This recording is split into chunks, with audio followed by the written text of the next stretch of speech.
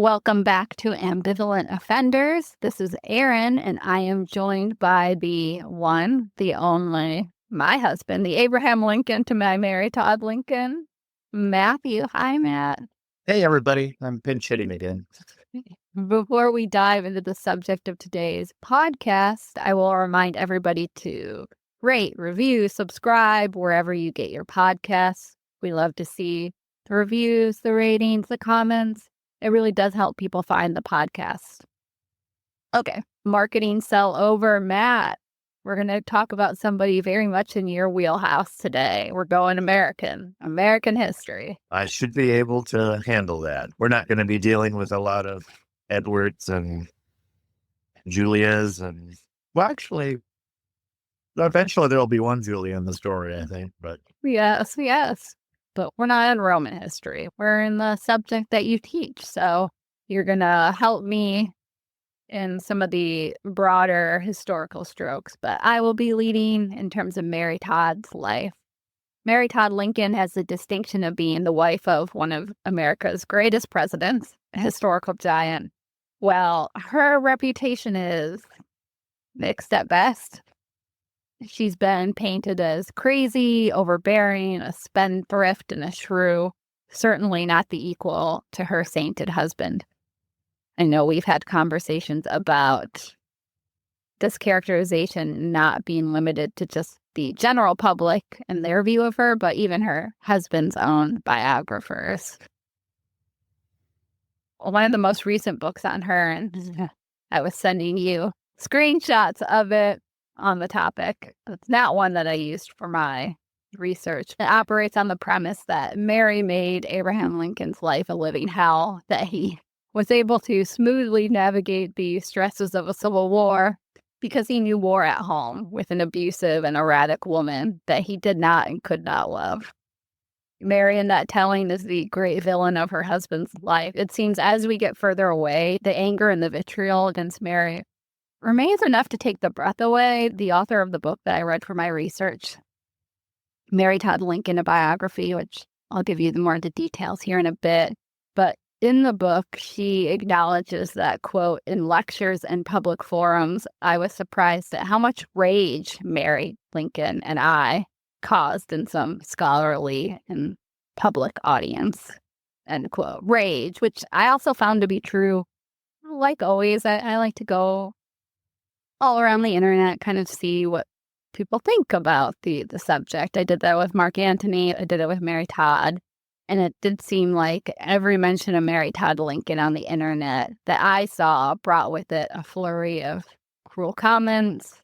For instance, when it was mentioned that Julia Grant, wife of Ulysses S. Grant, had a dislike for Mary, a flood of comments ensued, questioning about who could possibly have had any affection for Mary Todd Lincoln, labeling her a, quote, nutter, along with numerous other rude comments. And that's one of the more charitable statements that you'll encounter. And it's unusual that he has, I wouldn't say it's a unique distinction. I'm sure there's other figures in history that have been put through this kind of gauntlet. But normally, a historical figure sort of moves through our memory almost like a stock. Sometimes they go up, sometimes they go down. One generation will reevaluate someone and come to a radically different conclusion. But it doesn't matter if you're in the late 19th century or the 20th century or until recently the 21st, she always seems to get bad press. Although some of the more recent biographies have tried to heal away some of the fog. Yeah. And I'm sure that's what you stumbled upon when you dug into her life. Yeah. The next episode, we'll probably talk a little bit about her evaluation and where that comes from. Like you said, it does seem pretty clear that she's had this poor reputation that doesn't come from after she's dead. That was in the imagination and when she was in the White House through to today. So that will be interesting as we talk about her reputation and legacy in that aspect. But I do think that you can pretty clearly see that throughout history, Mary's been subjected to every derogatory term that you can use to vilify a woman, both in her time and in our own. That's where I wanted to come in and see, is this portrayal in any way accurate? Is her tarnished reputation simply a reflection of enduring misogyny and misunderstandings surrounding mental health? The mental health piece will be huge. How can we capture the real Mary Todd Lincoln, reconstructing her from not just the myths, but from the facts themselves? So I will mention that one of the reasons I was drawn to Mary Todd Lincoln is that I do have a personal connection to her, as one of the places that Mary was sadly institutionalized for her mental health was near my childhood home. So shout out Geneva, Illinois. She was institutionalized in Batavia, Illinois, which is very close. A little connection to Mary Todd. The other one last thing before we dive in, as I mentioned, for the research, I did read Mary Todd Lincoln, a biography by Jean H. Baker. So if I quote anything in this episode, it's from that book. I'll be using a few other sources, some from articles from the Smithsonian and elsewhere later on. I will talk about that in our next episode on her, since, spoiler alert, it's going to be two-parter, of course. But for right now, if there's any quotes, it's from that biography. So, all right. Are you ready to dive into the world of Mary Todd Lincoln? I am ready, and you're going to drive, and I'm just going to be next to you in the passenger seat, maybe just trying to provide a little bit of... You could steer me, give me some direction. Because there will be some biographical milestones that might not make sense to the audience without a little bit of explanation. Obviously, she's going to marry a prominent politician, and the two-party system then doesn't quite look like the two-party system now. Yeah. So there'll be some things like that we'll sketch out. But I'm basically here to learn, because I know a little bit about her famous husband. I know a little bit about the 19th century, but I can't say that I've ever done a deep dive into the life of Mary Todd Lincoln. My own thinking is probably compromised by some of those stereotypes that you're going to pierce as part of our discussion. So yeah, take it away.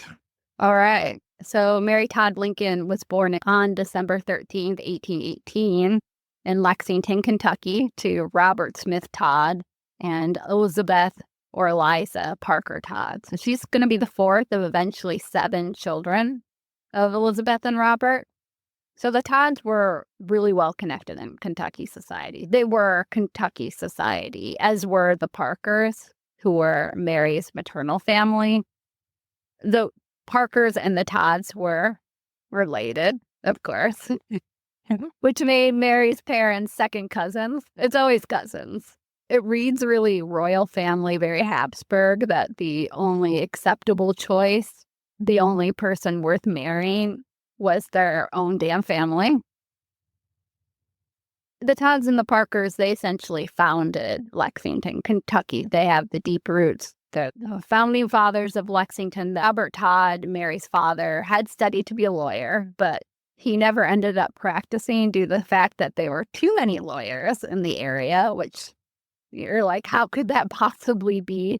Well, the book states in 1792 alone, which was when Kentucky was admitted as a state, out of 100 white families, there were 39 lawyers. It's a good proportion. So can't be a lawyer. Luckily for a young man looking for a future, war provided the perfect opportunity. Robert attempted his own chance at glory in the War of 1812. A lot of the early Todds and Parkers had found great glory in the Revolutionary War. So he's trying to follow in the same footsteps, but if military glory was the plan, didn't happen. Pneumonia took Robert Todd by the time he got to Ohio. So instead of going on, he came back home to Kentucky, and that's when he married Mary's mother, the 18-year-old beautiful Eliza or Elizabeth Parker. Eliza's mom, a formidable woman known as Widow Parker, she gave the wedded couple land to settle on for their life of matrimony.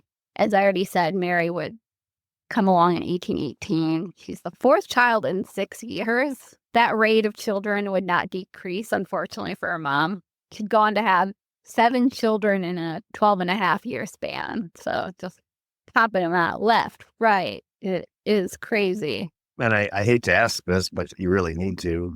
Do we know how long she lived? How many of the kids survived into adulthood? Because this is a period where everybody knows what it's like to bury a child or to lose a parent early in life. There is one child that predeceases her, but we'll talk a little bit more about Eliza here in a minute. Yes, spoiler alert.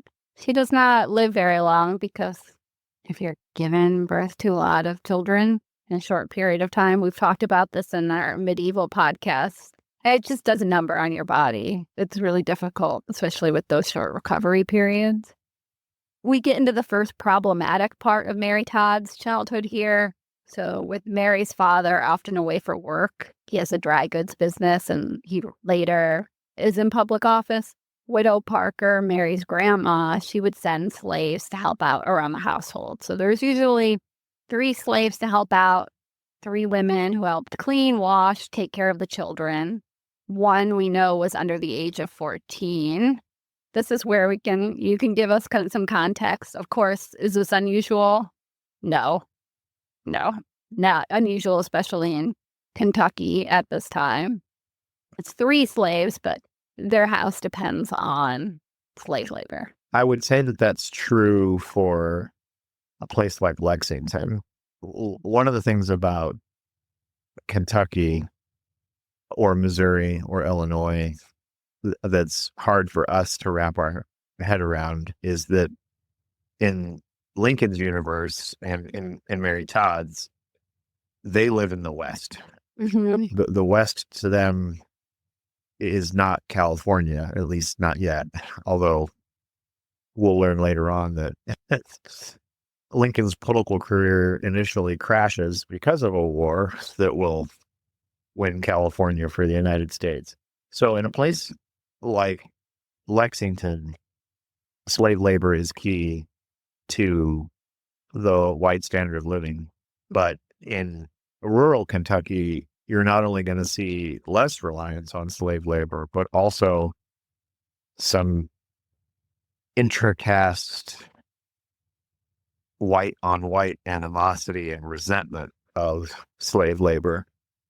So by way of comparison, a place like South Carolina at this time would have been almost 60, 62, 63% enslaved labor. And eventually a place like Mississippi, which again, they would have considered Mississippi to be the new Southwest, that will be 55, 58% enslaved. Kentucky, you have to be careful here if you deploy the word only, because you should take a bath if you use the word only. But Kentucky is about 20% enslaved. So there are white families, and I think Mary Todd's family is an example of this, her extended family. Yeah, very patrician. The extended family we will talk about later. Her dad is going to eventually be opposed to slavery, at least in theory. But like many people, they're opposed to it. But their house ran on slave labor, whether he liked it or not. Right. They live within that kind of Jeffersonian contradiction that we've talked about in some other episodes. Some of her family would free slaves upon their deaths in their wills, but otherwise it was kind of mixed. Some of the family was very pro-slavery. A lot of them were anti-slavery, but still using slaves. Right. And the compromise position that they'll develop, and then we should probably move on, but they'll adopt this position, the Whig movement, or at least a sizable chunk of the Whig movement, certainly Northern Whigs, so-called conscience Whigs. That's Whigs. That's a political party. Pre-Republican party. Pre-Republican. They'll sort of adopt the position, not entirely, but many Northern Whigs, as opposed to so-called Cotton Whigs, will adopt the position that slavery is immoral and the original trajectory of the country from the 1770s should put us on a path to abandon it and, push it into the scrap heap of history. But the compromise position we're going to adopt in the first generation after we lose the luminaries, Washington, Jefferson, Adams, they're all gone by the 1830s. The position we're going to adopt is we're opposed to its expansion. So we'll allow it to exist where it currently has roots, but we won't allow it to spread farther west. And that's going to become one of the animating principles of Lincoln's view of American history and his place in it, his generation's place in it, that they're trying to rescue this original flight plan for the United States, which was, we are supposed to move away from this institution. And unfortunately, there appear to be some people in our generation who are conveniently editing the past and pretending that wasn't one of our original goals. And Mary Todd's family has people on both sides of that argument. Exactly. There will be people in her family who will fight against the Union later on. I do think that this shows the complexity of a Southern society dependent on slave labor. You might not like it, but you sure as hell used it if you were able to. Later on, the Todds would have 10 slaves of their own. But being well off did not make Mary and the Todd family immune to the dangers of life in the early 19th century. Mary would have been too young to know her family's sorrow when Robert Parker Todd was born only 2 years after Mary died at only 14 months old. So this is the one child who died. A few months later, Eliza would be pregnant again. So Mary would be aware of the constant changes to the family. Whatever attention she had initially, that'd be gone with the arrival of a new sibling. It was just like clockwork. But her mom had too many kids in too little years, about one every 15 months. Unfortunately for Mary, life would take a dramatic turn when her mom died. Her mom was only 31 years old in 1825. Unsurprisingly, like many of the women of the time, she died after childbirth. A professor of surgery and obstetrics had even been called in to assist with the birth, but this actually probably hastened Eliza's death because we know the professor and he liked to basically bleed people to death. He would have bled her a lot, which would have weakened Eliza's body even further. And he also liked to give large doses of, I think it's calomel, which is mercury. Oh, boy. Yeah, so she's getting bled and then giving doses of mercury. Neither of those would have been able to treat childbed fever, which is caused by bacteria. So mercury ain't going to help you. The cure is worse than the disease. Yeah, we do know that Mary's father, Robert, wasn't around much even after the death of his wife. So the remaining Todd children had to grieve without their sole surviving parent. And within weeks, Mary's dad was on the prowl for a new wife. So within 6 months, Mary had a new stepmom, Betsy, or Ma, as they like to call her. Betsy's family was good, not Todd or Parker level, but who is. At 25 or 28 years old, we aren't quite sure of her real birth date. Betsy was fairly old for a first-time bride, and by marrying Robert, she was suddenly the mom of 6 children, which is a lot. That would be enough to scare away most women. I would say so. Yeah, but whatever the case, if she thought she could handle it, it really doesn't appear that Betsy's maternal instincts kicked in. Mary, who was now around 8 years old, and her siblings, from that point on and into the future, they would have only barely disguised or not even disguised at all loathing for their new stepmom. See, this is interesting because there's an interesting parallel and then also kind of a departure here for Lincoln. Oh, really? Well, he loses his mom when he's 8 or 9, Nancy. And then, by all accounts, as far as we can tell, the loss was devastating, and she was very gentle and nurturing and may have cultivated some of his earliest interests in literature. Mhm. But he did have as far as we can tell, his relationship with his stepmother was Good. it was good. That would be a difference. Much, much better than his relationship with his father. Well, it is kind of the opposite. She gets along with her dad, even though he's kind of a detached figure. He's away a lot and very distracted because he's going to have a lot of kids. But with Betsy, didn't like her. And Betsy didn't like them. She didn't like her stepkids at all. She seems to have been cold and even mean to Mary and her siblings. And then when she started to have her own kids, she openly preferred them to her stepchildren. But it's giving an evil stepmom. There is one story about Mary and Betsy that I think epitomizes their difficult relationship. This is when Mary was 9, and she's an emerging fashionista. She loves fashion. She will for the rest of her life. That's true. She desperately wanted to wear a hoop skirt, but Betsy says no. She has to wait till she's older because hoop skirts are for ladies, not children.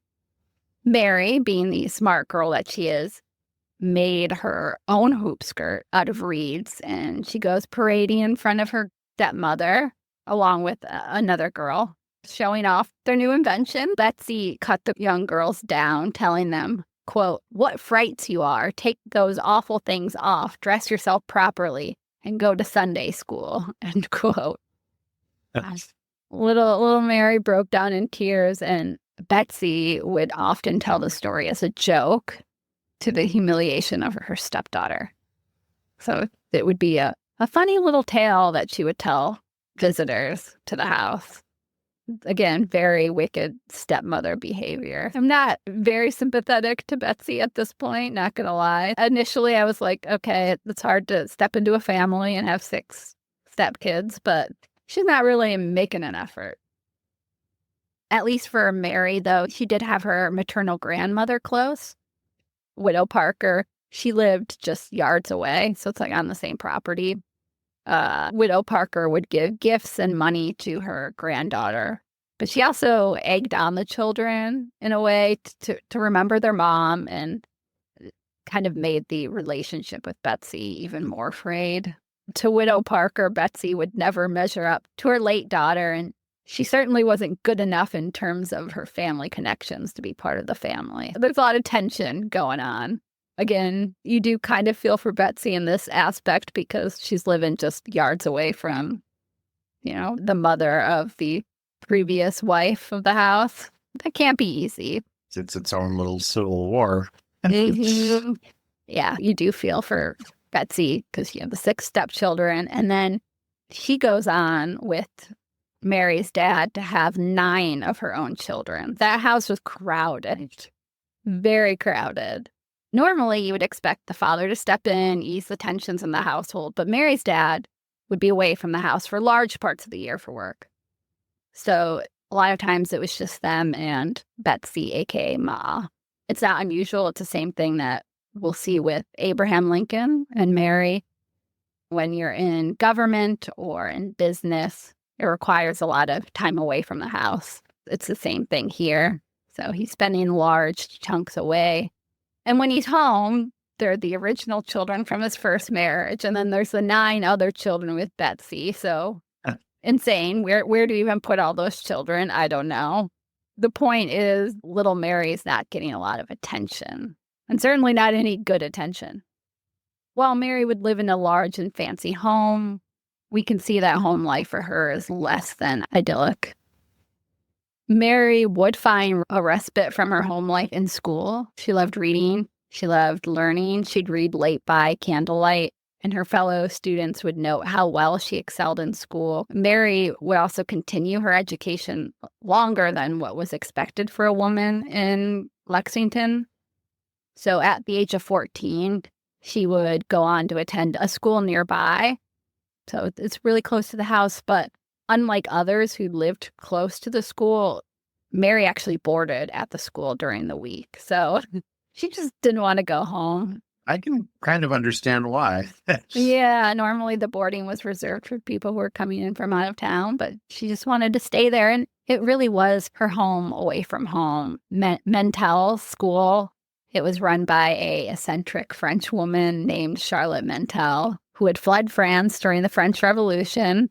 And like I said, it really does become a home away from home. You get that feeling that it provided the structure, and Charlotte Mentel, the woman who ran it, gave her a little bit of a maternal love that Mary lacked at home, and at least some attention to.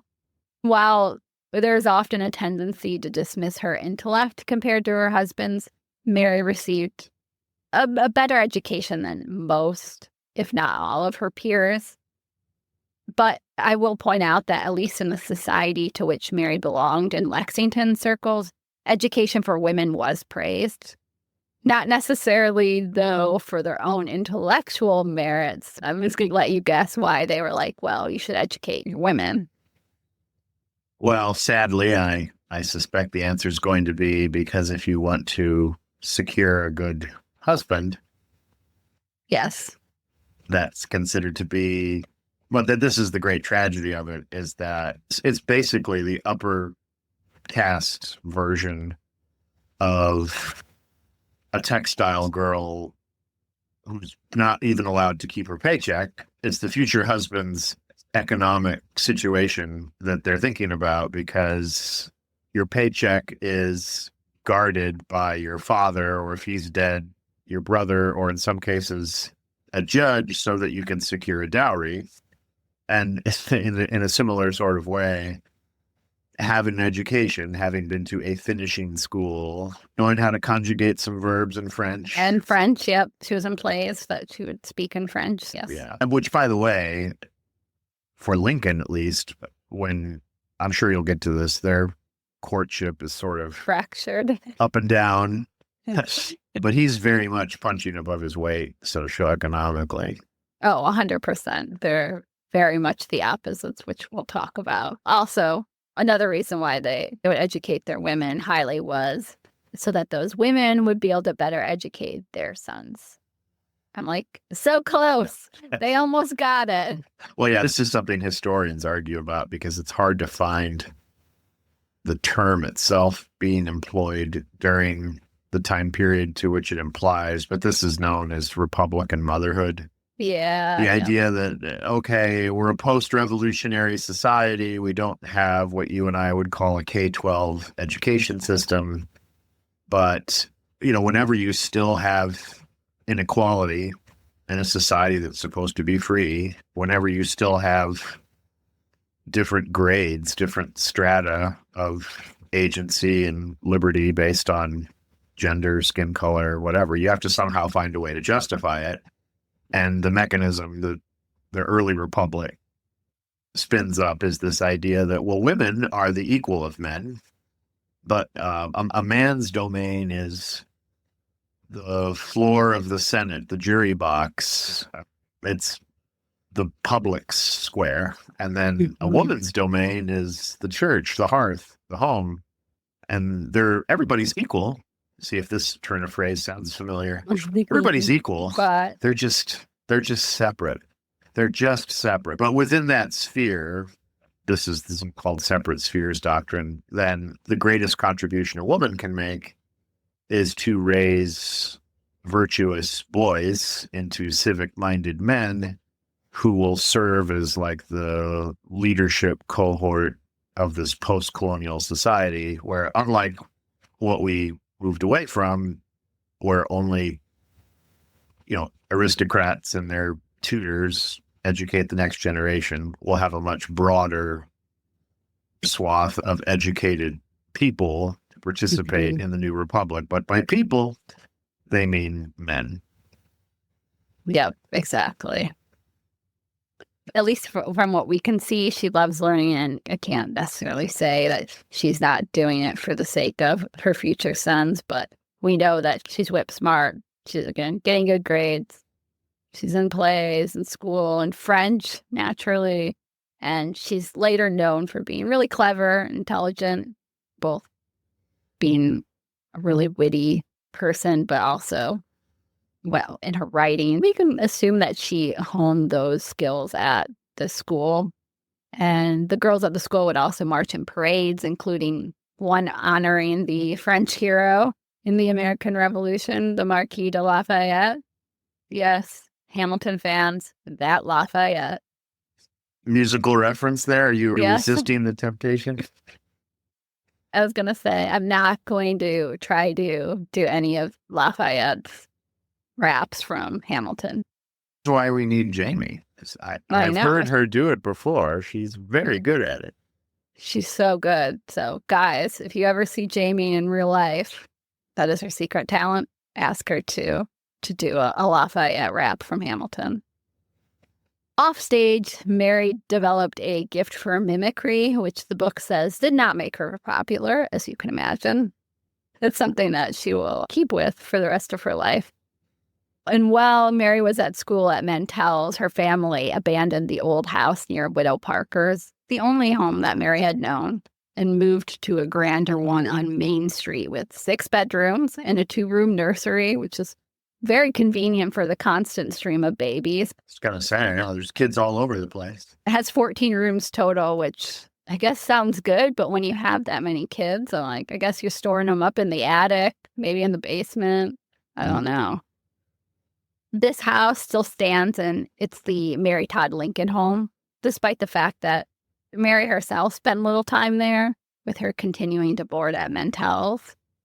Mary's siblings were also getting older and leaving the Todd household around this time. In 1832, Mary's older sister, 19-year-old Elizabeth Todd, moved with her new husband, a lawyer named Ninian Edwards, to Springfield, Illinois. For Mary, this was another loss. Elizabeth had filled that maternal role for Mary, like so many older sisters do. With her sister away, Mary felt unmoored, especially as she grew older, and she was now expected to be part of society. Like the coming out scene for women. Not that kind of coming out, but the coming out in society, being a debutante. Yeah, getting your dance card filled out the first time. This is for the first time in her life. She's expected to mingle with men. Up until then, the female and male spheres were very much enforced, with Mary having limited contact with boys her age. It would be with her sister Elizabeth that Mary began to socialize with boys during tea parties and dancing. So now Mary would be very much on her own as she navigated this brand new world. I mean, we might not live in the 1830s, but you can absolutely understand where she's coming from. It's like being in college or school, and suddenly things are so different, and you're interacting with people from the opposite sex in a new way. Your whole world opens up. Yeah, this is what's happening for her. And she did have everything going for her as she entered society. She was from a great family, the best family in Lexington. She's attractive with blue eyes and brown hair. And as one person noted, quote, "Her figure is beautiful, and no master ever modeled a more perfect arm and hand," end quote. They really like hands back then. Maybe that's because it's all that they're allowed to see with their that's 19th true. century social norms. Of course, we're not quite in the Victorian era yet. We're not. No, but still, they liked a nice hand. A couple centuries earlier, Queen Elizabeth, she was obsessed with her fingers. She thought she had very long, nice, elegant fingers. And I'm like, I don't know if I've ever stared at my fingers long enough to know. I don't know. They look kind of stubby to me. Yeah, I have the same opinion of my fingers. But I will. I'll look up. You said it was Queen Elizabeth? Yeah. Oh, yeah. If you look up her pictures, she does have nice, long, white fingers. And we already noted that Mary was smart, too. She was so witty that her brother-in-law said of her, quote, "Mary could make a bishop forget his prayers," end quote. And she was really great at dancing, too. But at least in her eyes, Mary felt that, quote, "friends were few," end quote. So she just felt a little bit alone, whether that was due to her mimicry and impersonations, or that she never did play the timid Southern belle. Mary had opinions. She always had opinions.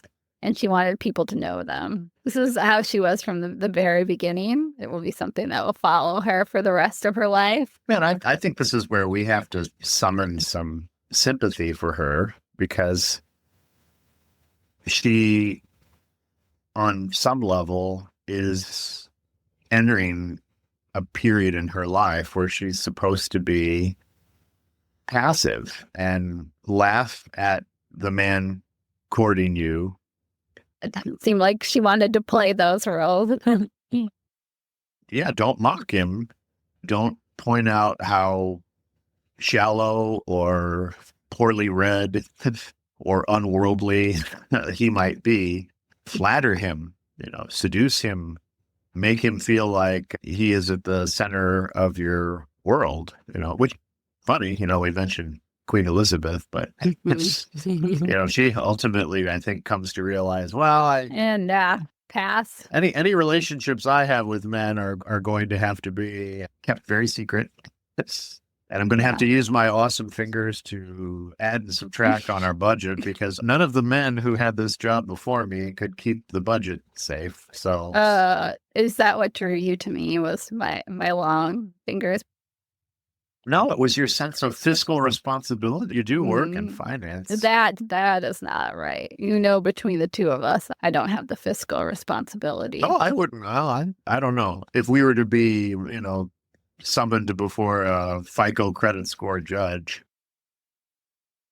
that's probably a different podcast topic. A different topic. Well, again, Mary had opinions. She was very opinionated. We know even earlier in her life, I thought you would love this, that when she was 9, soon-to-be President Andrew Jackson visited Lexington, and Mary refused to go see him, and she even argued with a neighbor about him. She's a little spitfire. He's in the news lately. Yeah. Interesting parallels being drawn. Well, she didn't like him, same Mary. But the book does note that whether she was actually unpopular with the Lexington crowd or whether this unpopularity was in her head, we don't know. It does seem like she did have friends. People liked her. Might be a case where how we think that we're viewed might not necessarily be real. That might not be reflected in real facts. So I do think we can see a little bit of a disconnect between how Mary presents this time in her life to how others view it. There are plenty of accounts that say that she was perfectly popular and that she was this beautiful, admired debutante. To get back to the world of politics, Mary Todd continued to be very interested in politics, even as she grew older. She was a Whig, like her family, and I don't know if you want to explain. We said the Whigs are a political party. Do you want to give us a quick rundown of who the Whigs were and their views in comparison to their political rival, the Democrats? I guess if we want to tether it back to that Andrew Jackson reference we just dropped, where he visits Kentucky and she's none too pleased to have anything to do with him. Lover. In English political history, if you were conservative, meaning you favored the interests of the church, the aristocracy, the monarchy, the power of landed privilege, you were a Tory. And if you were critical of too much power consolidating in and around the monarchy, you pointed to the law, you pointed to Magna Carta, you pointed to the Glorious Revolution and the English Bill of Rights. And traditionally, even today in English society, if you are an attorney, if you're a barrister, you wear a wig and you are the voice of the law. So a literal wig. A literal wig, yes. WIG versus WHIG. Right. But the party is the Whigs. Yeah. I guess if you prefer the Whigs.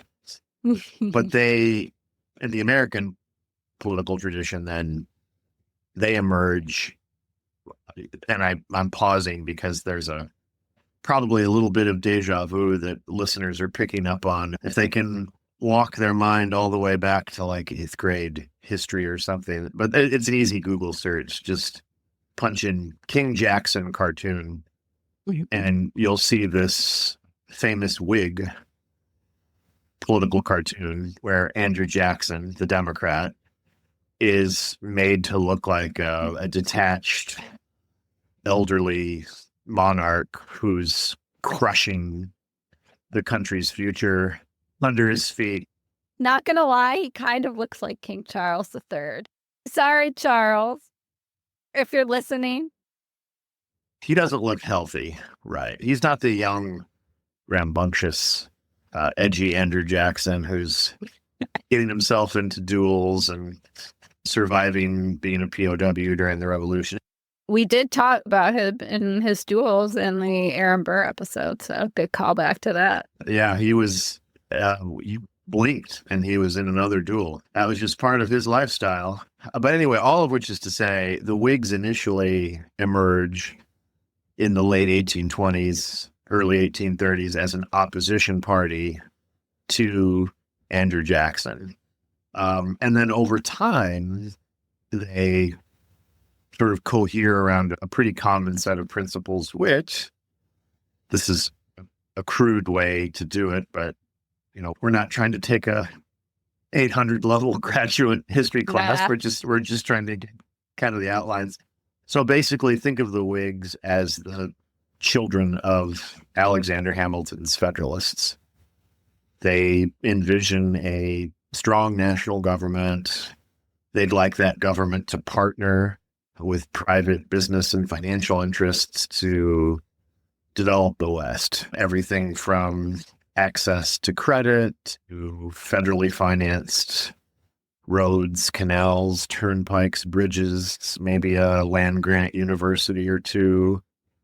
They try to stay away from the divisive question of slavery's expansion because there are Northern Whigs and Southern Whigs, just like there were Northern Federalists and Southern Federalists. Hot topic. Stay away from that topic. Right. But they increasingly become like, maybe this is a joke every high school history teacher uses.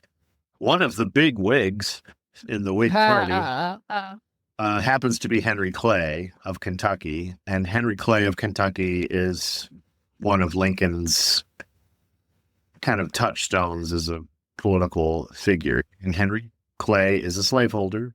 Yeah. So there's a lot of parallels here to Mary Todd's family, but he's opposed to its expansion. She's very pro Henry Clay. Right. So that's what a Whig is. Thank you. See, who needs Wikipedia when you have Matt? And he even comes with the dad jokes. The big Whig, which is very much a Fozzie Bear joke.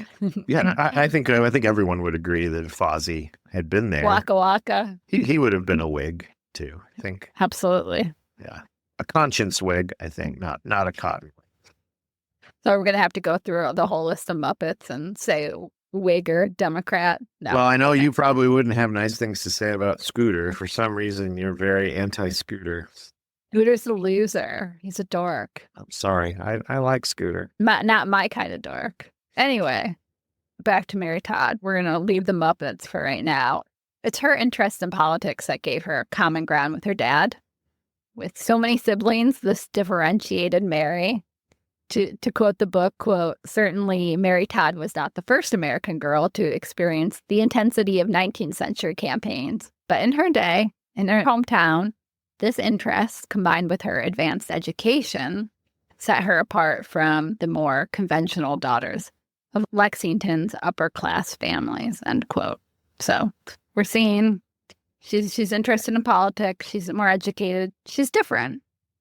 We already touched on the subject of slavery, noting that the Todd household relied on slave labor. Robert Todd, Mary's dad, sought public office, which forced him to navigate his views on slavery in complex ways in which he turned his views into knots. It's, I think, something similar that we'll see that I don't think it's too unlike Lincoln's views as his views evolve.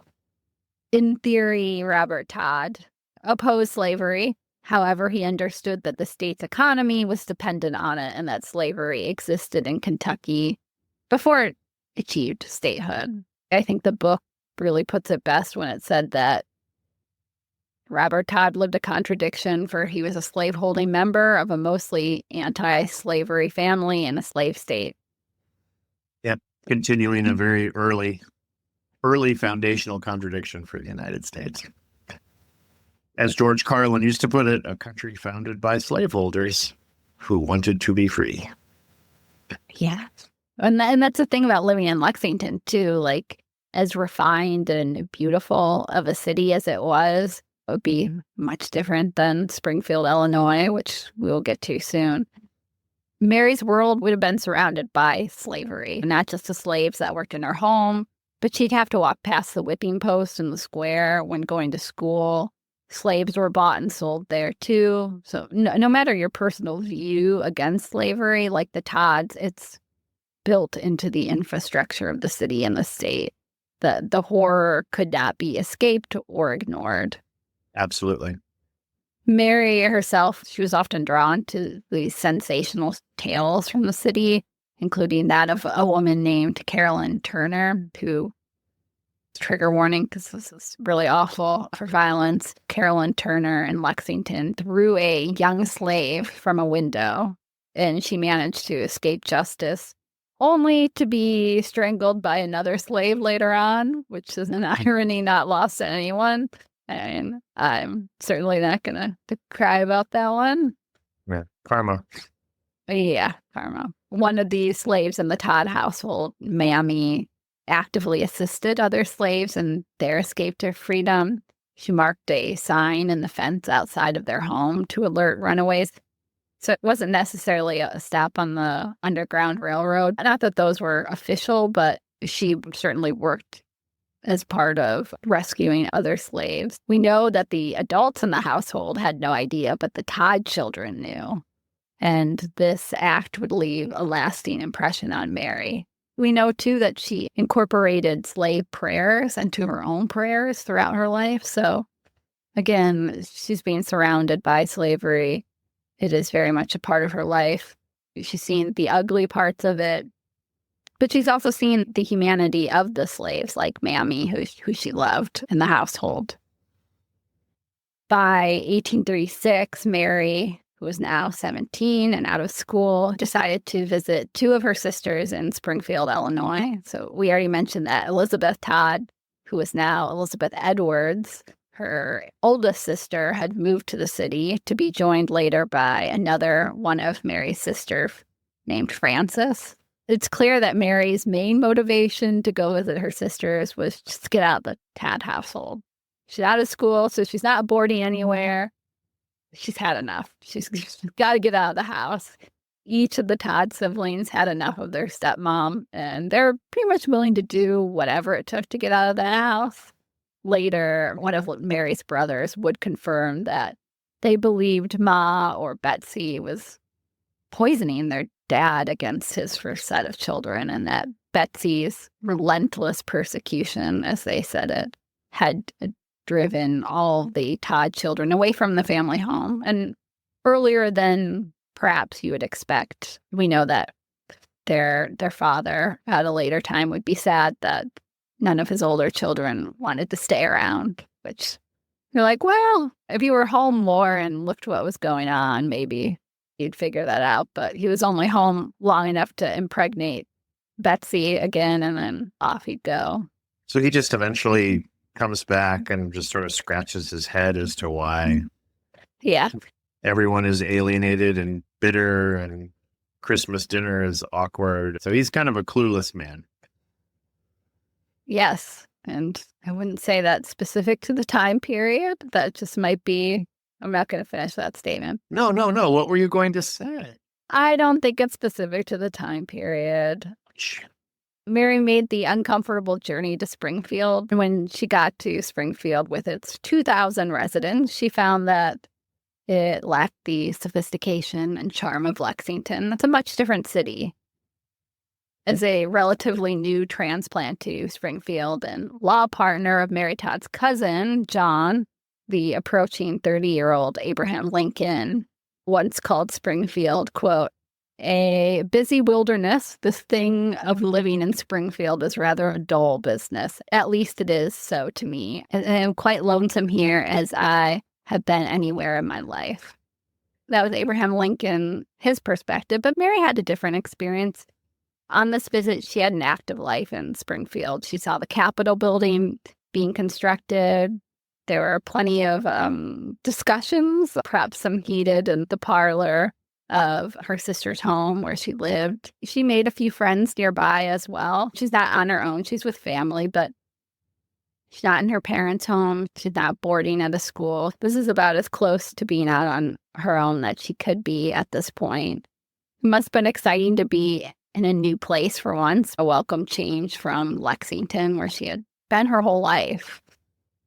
However, Mary felt, though, about Springfield, this was only a visit. So back to Lexington, Mary went after a few months in Springfield. Back home, Mary became an apprentice teacher at her old school, John Ward's. So that's where she attended before going to Mentel's boarding school. At the time, there's not that many vocations open to women. Being a teacher was one of the very few that they could do. That would remain that way for a long time.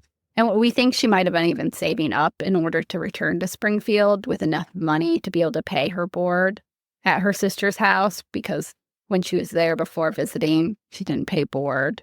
This would have been around 1837. It's a year in which there was a depression, so staying without paying was out of the question. Especially, we know that Mary's brother-in-law, Elizabeth's husband, owed a lot of back taxes for his land. So if she wants to go back to Springfield, she's going to need money. So she wants to earn her own money. So she's a teacher. If Mary was planning and waiting to go back to Springfield, she did get her chance in 1839. Her other sister, Frances, got married and moved in with her new husband, William Wallace. No, not that different one. William Wallace. Not that one. Boy, he lived a long time. He did. Exceptionally well-lived. And he came to America, to Springfield. I don't know why you would choose Springfield, of all places. Anyway, this does give Mary a chance to go back and live with her older sister, Elizabeth Edwards, and her family as a boarder. Mary returned officially this time to Springfield, while other women her age in Lexington and Springfield courted and got married. Mary's world, at least at first, was pretty strictly female. It's here in Springfield that Mary made fast friends with a woman named Mercy Levering, who she'd call, quote, the sunlight of her heart. So Mary would pour her heart out in letters, putting pen to paper, and spill all the confidences and gossip she heard. And the two would spend large amounts of their days together. So Mary's got a best friend at this point. And she does seem at this time to have had no patience for men. She would have plenty of potential suitors, especially at her sister's home, because her sister often hosted very large parties with the Todd and Parker brand, family name, quote unquote. They were like the patricians of New Springfield. So Mary has a lot of potential suitors, but she's not really interested in any man. That is, except for one. There's one man who interests her, attracts her in a way. And who was that? I don't know. He's probably somebody who, won't be important, not to her story, certainly not to American history. Just kidding. It's Abraham Lincoln. You knew it. There was no subtlety to that. Before we go on to talk about their courtship, Matt, do you want to kind of give us an insight into Lincoln's life up until we meet him here in Springfield? Standard disclaimer, I'm not a Lincoln scholar and I'm not a professor. I'm a high school teacher. I'm sure there's going to be some mistakes here. Well, actually, his early life he's a son of Kentucky the same way his future spouse is a daughter of Kentucky. A different Kentucky, though. Much more rural Kentucky. His father is a hardscrabble frontier farmer. And he's out of Kentucky by the time he's 7 or 8 years old. He loses his mother before he reaches the age of 10. And there are a lot of historians who speculate that that really puts a kind of cloud into his psyche, because he knows pretty profound loss early on and does not appear to have had a strong relationship with his father. I think if you go so far as to call it resentment or rebellion or anger, I think that goes too far, but there's clearly some suppressed, like sort of maybe trauma is not the word either. There's a kind of blend of frustration and despair with his father's worldview, which is that young Abraham's mission should be to have a farm, to have a frontier property and bring a crop to harvest. Do what he did, live his life. It's the age-old story of your parents. In a lot of cases, they want for you what they have, but obviously Abraham didn't feel that way. Right. Didn't want to do that. So I think this later on, this introduces kind of a weird contradiction into Lincoln's public image, because part of his political appeal during his presidential bid in 1860, and to a lesser extent when he goes after the Illinois Senate seat 2 years prior, is that he's portrayed as a rail splitter and a profoundly talented wrestler when he was a young man. Born in a log cabin. Which is true. Many presidents will make that claim, but he legitimately was this kind of earthy frontier spirit, which it's not that Lincoln isn't sympathetic to that perspective. Lincoln really aspires to the life of the mind. He loves Shakespeare. He doesn't want to rule by what his hands can do, but what his mind can do. Right. He wants to have a calling, a career where he can think and write and deliberate and have the opportunity, I think somewhat ironically, to appreciate some of the things that, like his connection to Mary Todd might provide, because he certainly doesn't have means, certainly doesn't have classical education, doesn't have a lot of formal education. So he's been in Springfield about 5 or 6 years before she gets there. He is an attorney by this point, but you need to understand that in the 19th century, coming out of a common law tradition, everywhere except Louisiana, you don't really take an exam. You don't study statutory law. To the extent that you can get a hold of a law library, you study English common law precedent, and then you don't so much take a bar exam as you sit down and spend a few hours some afternoon in front of other attorneys and a few judges, and they interrogate you essentially as to whether or not you could be an effective, principled advocate for somebody in a courtroom.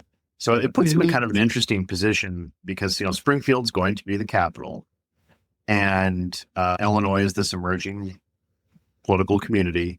So he's going to be representing clients about the time that he meets Mary Todd, who in some cases are kind of standard order criminal suspects, people caught up in property disputes, probate controversies about wills. But he's also going to be representing eventually many corporate clients, including railroads. And so he's going to have some insights on this whole question of, do you consider yourself a citizen of Illinois first and an American second? Or is it the other way around? Because increasingly the country is becoming sort of interwoven by railroad and steamboat and telegraph. So he's an up-and-coming attorney. He's been through some pain in his own life. He's also had a relationship with Anne Rutledge that we don't have any, to my knowledge at least, unless something surfaced in the last 5 or 6 years. Every historian's hunting for letters between Anne Rutledge and Abraham Lincoln. Oh, we don't have any letters from them? To my knowledge, we don't. Okay, because this is a lot of people compare Mary unfavorably to her, which I don't know for what reason. Is she just some sort of idealized woman? As far as we can tell, it's the first significant relationship in Lincoln's life. Lincoln's law partner and one of his closest friends, William Herndon, who was kind of the architect of the earliest Lincoln biographies. Yep, I will talk about him later. As I'm sure you found out, there are many historians who think he has a certain axe to grind with Mary and that he's biased and that, he knows that his former law partner is not only going through this kind of mythological glorification in the aftermath of his death, but also that, I hate to be crass about it, but to the extent that Herndon's going to be the public's gateway to learning anything about their martyred president, it's a very profitable opportunity for him. It's a money-making scheme in a way.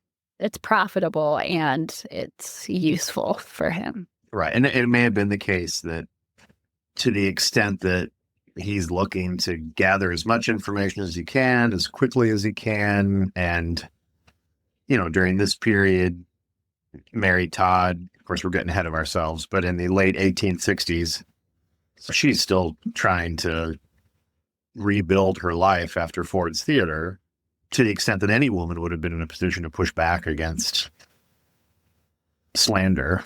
She's just not well positioned. But we kind of gotten, I guess, off on a sidetrack. Anne Rutledge is allegedly the first love of his life, and she dies. I think the common speculation is typhoid takes her, and they're early 20s. Early 20s, like 22, 23, something like that. There's kind of a cottage industry that tries to take modern psychological research and project it into the past. And in the 19th century, the term that we might call clinical depression, and then sort of its twin, the bipolar disorder. Lincoln, some historians said, I think he suffered from clinical depression. Other historians have said, no, he had episodes where he was kind of boundlessly joyful and almost alarmingly high energy. And so they've put him on the spectrum as being bipolar. And there's other historians who say, cut the man a break. He was president during the Civil War. That would depress anybody, and it would also make you full of boundless energy at times. Right.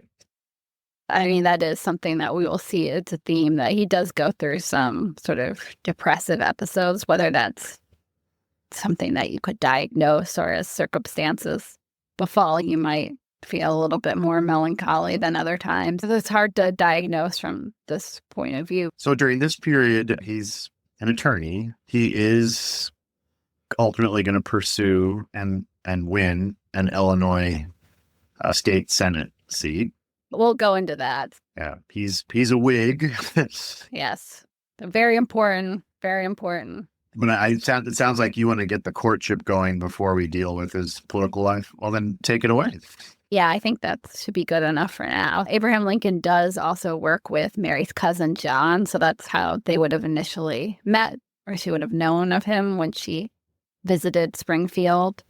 And now that she's there for real, she's moved there, they're getting reacquainted. Mary and Abraham are often spoken about as a case of opposites, down to their physicality, with Mary being short and a little on the plump side, and Abraham towering above everybody thin as a rail. Their personalities, too, differed in important ways. If Mary was the social butterfly, she was willing to talk for hours, she debating about things, and she was also very skilled at dancing. Lincoln was her opposite. He was unpretentious and, less than graceful. Apparently, their first dance together lacked a certain amount of grace due to Lincoln. There's this quote from the book that was too good to resist, so I have to include it here. So, Quote, in the Todd version, which highlighted the class differences between the blue-blooded bluegrass daughter of Eliza Parker and Robert Smith Todd and the bottomland son of Nancy Hanks and Thomas Lincoln, Abraham wanted to dance with Mary in the worst way possible, after which she punned that he did indeed dance in the worst way. Yeah. Well, I love that. He's not winning her over with his dance moves. We'll just say that. So it's got to be a relationship where she really does care about his ideas and his values, because he's not sweep. And if he's going to sweep her off her feet, it's probably because he's accidentally tripping on her ankles while they dance. Yeah, that's kind of what it sounds like. Well, I can relate to that. Yeah, maybe a little bit. You're also taller than me. I can't remember how tall he actually was. Oh, Lincoln, he's like 6'2". Damn. Very tall for the period. Mm-hmm. And gawky, very thin. Very thin. Well, he also had rivals. His soon-to-be political rival on the Illinois political stage, Stephen Douglas, also courted Mary. Apparently, it was serious enough to nearly get to the proposal stage. He might have even proposed. We don't really know.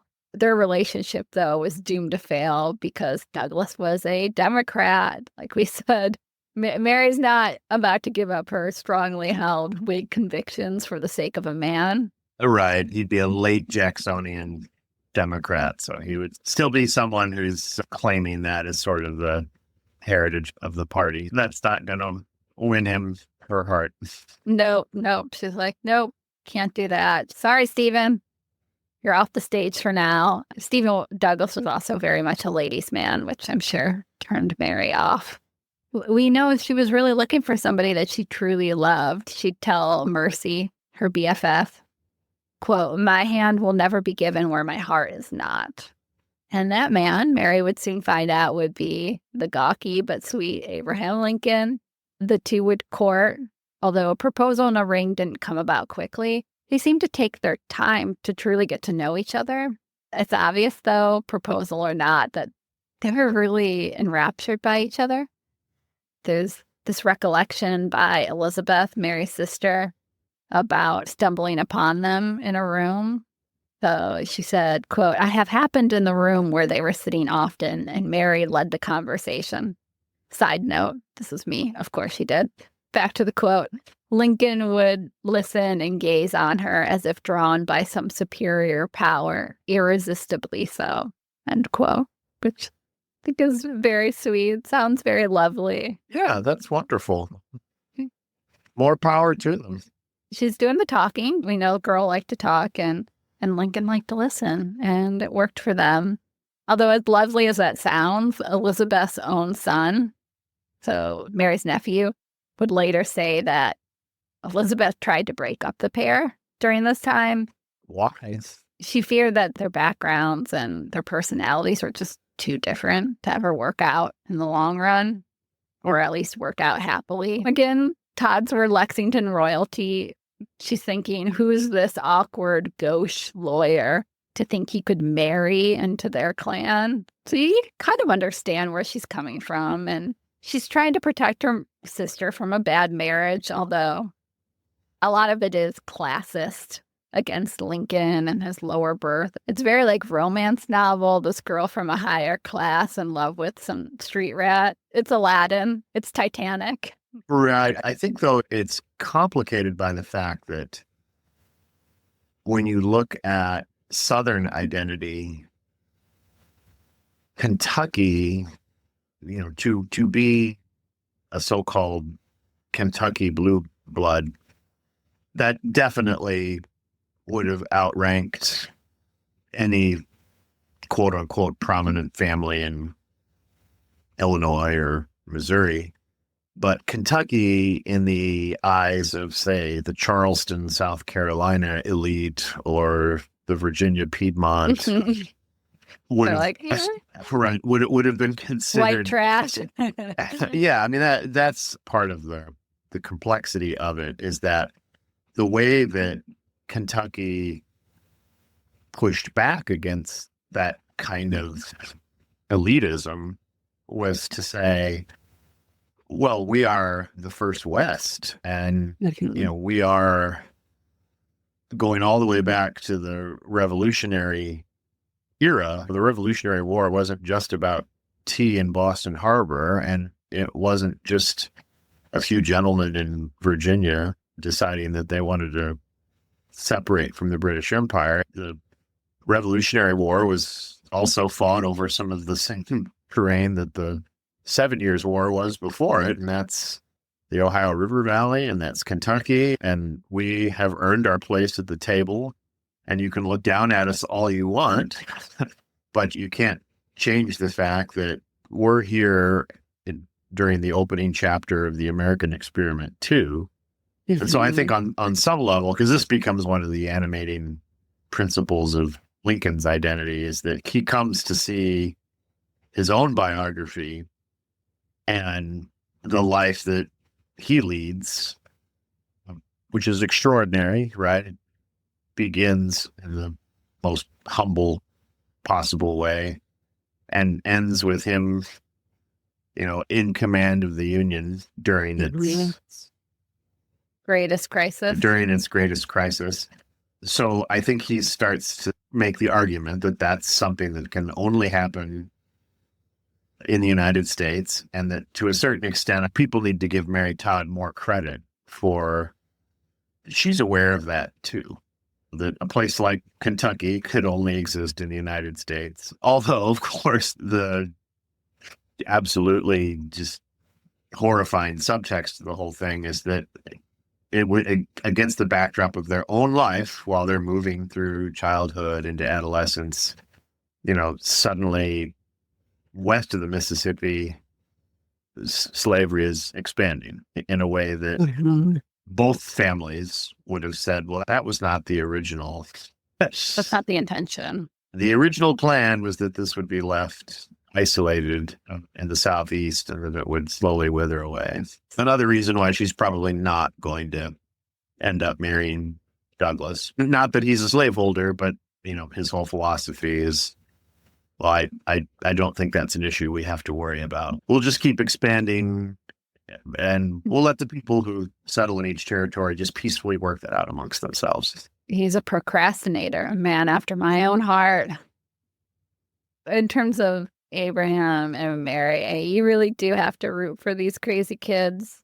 They are from different backgrounds, and they're making it work, and they're in love. But there are other barriers to an eventual marriage at this time.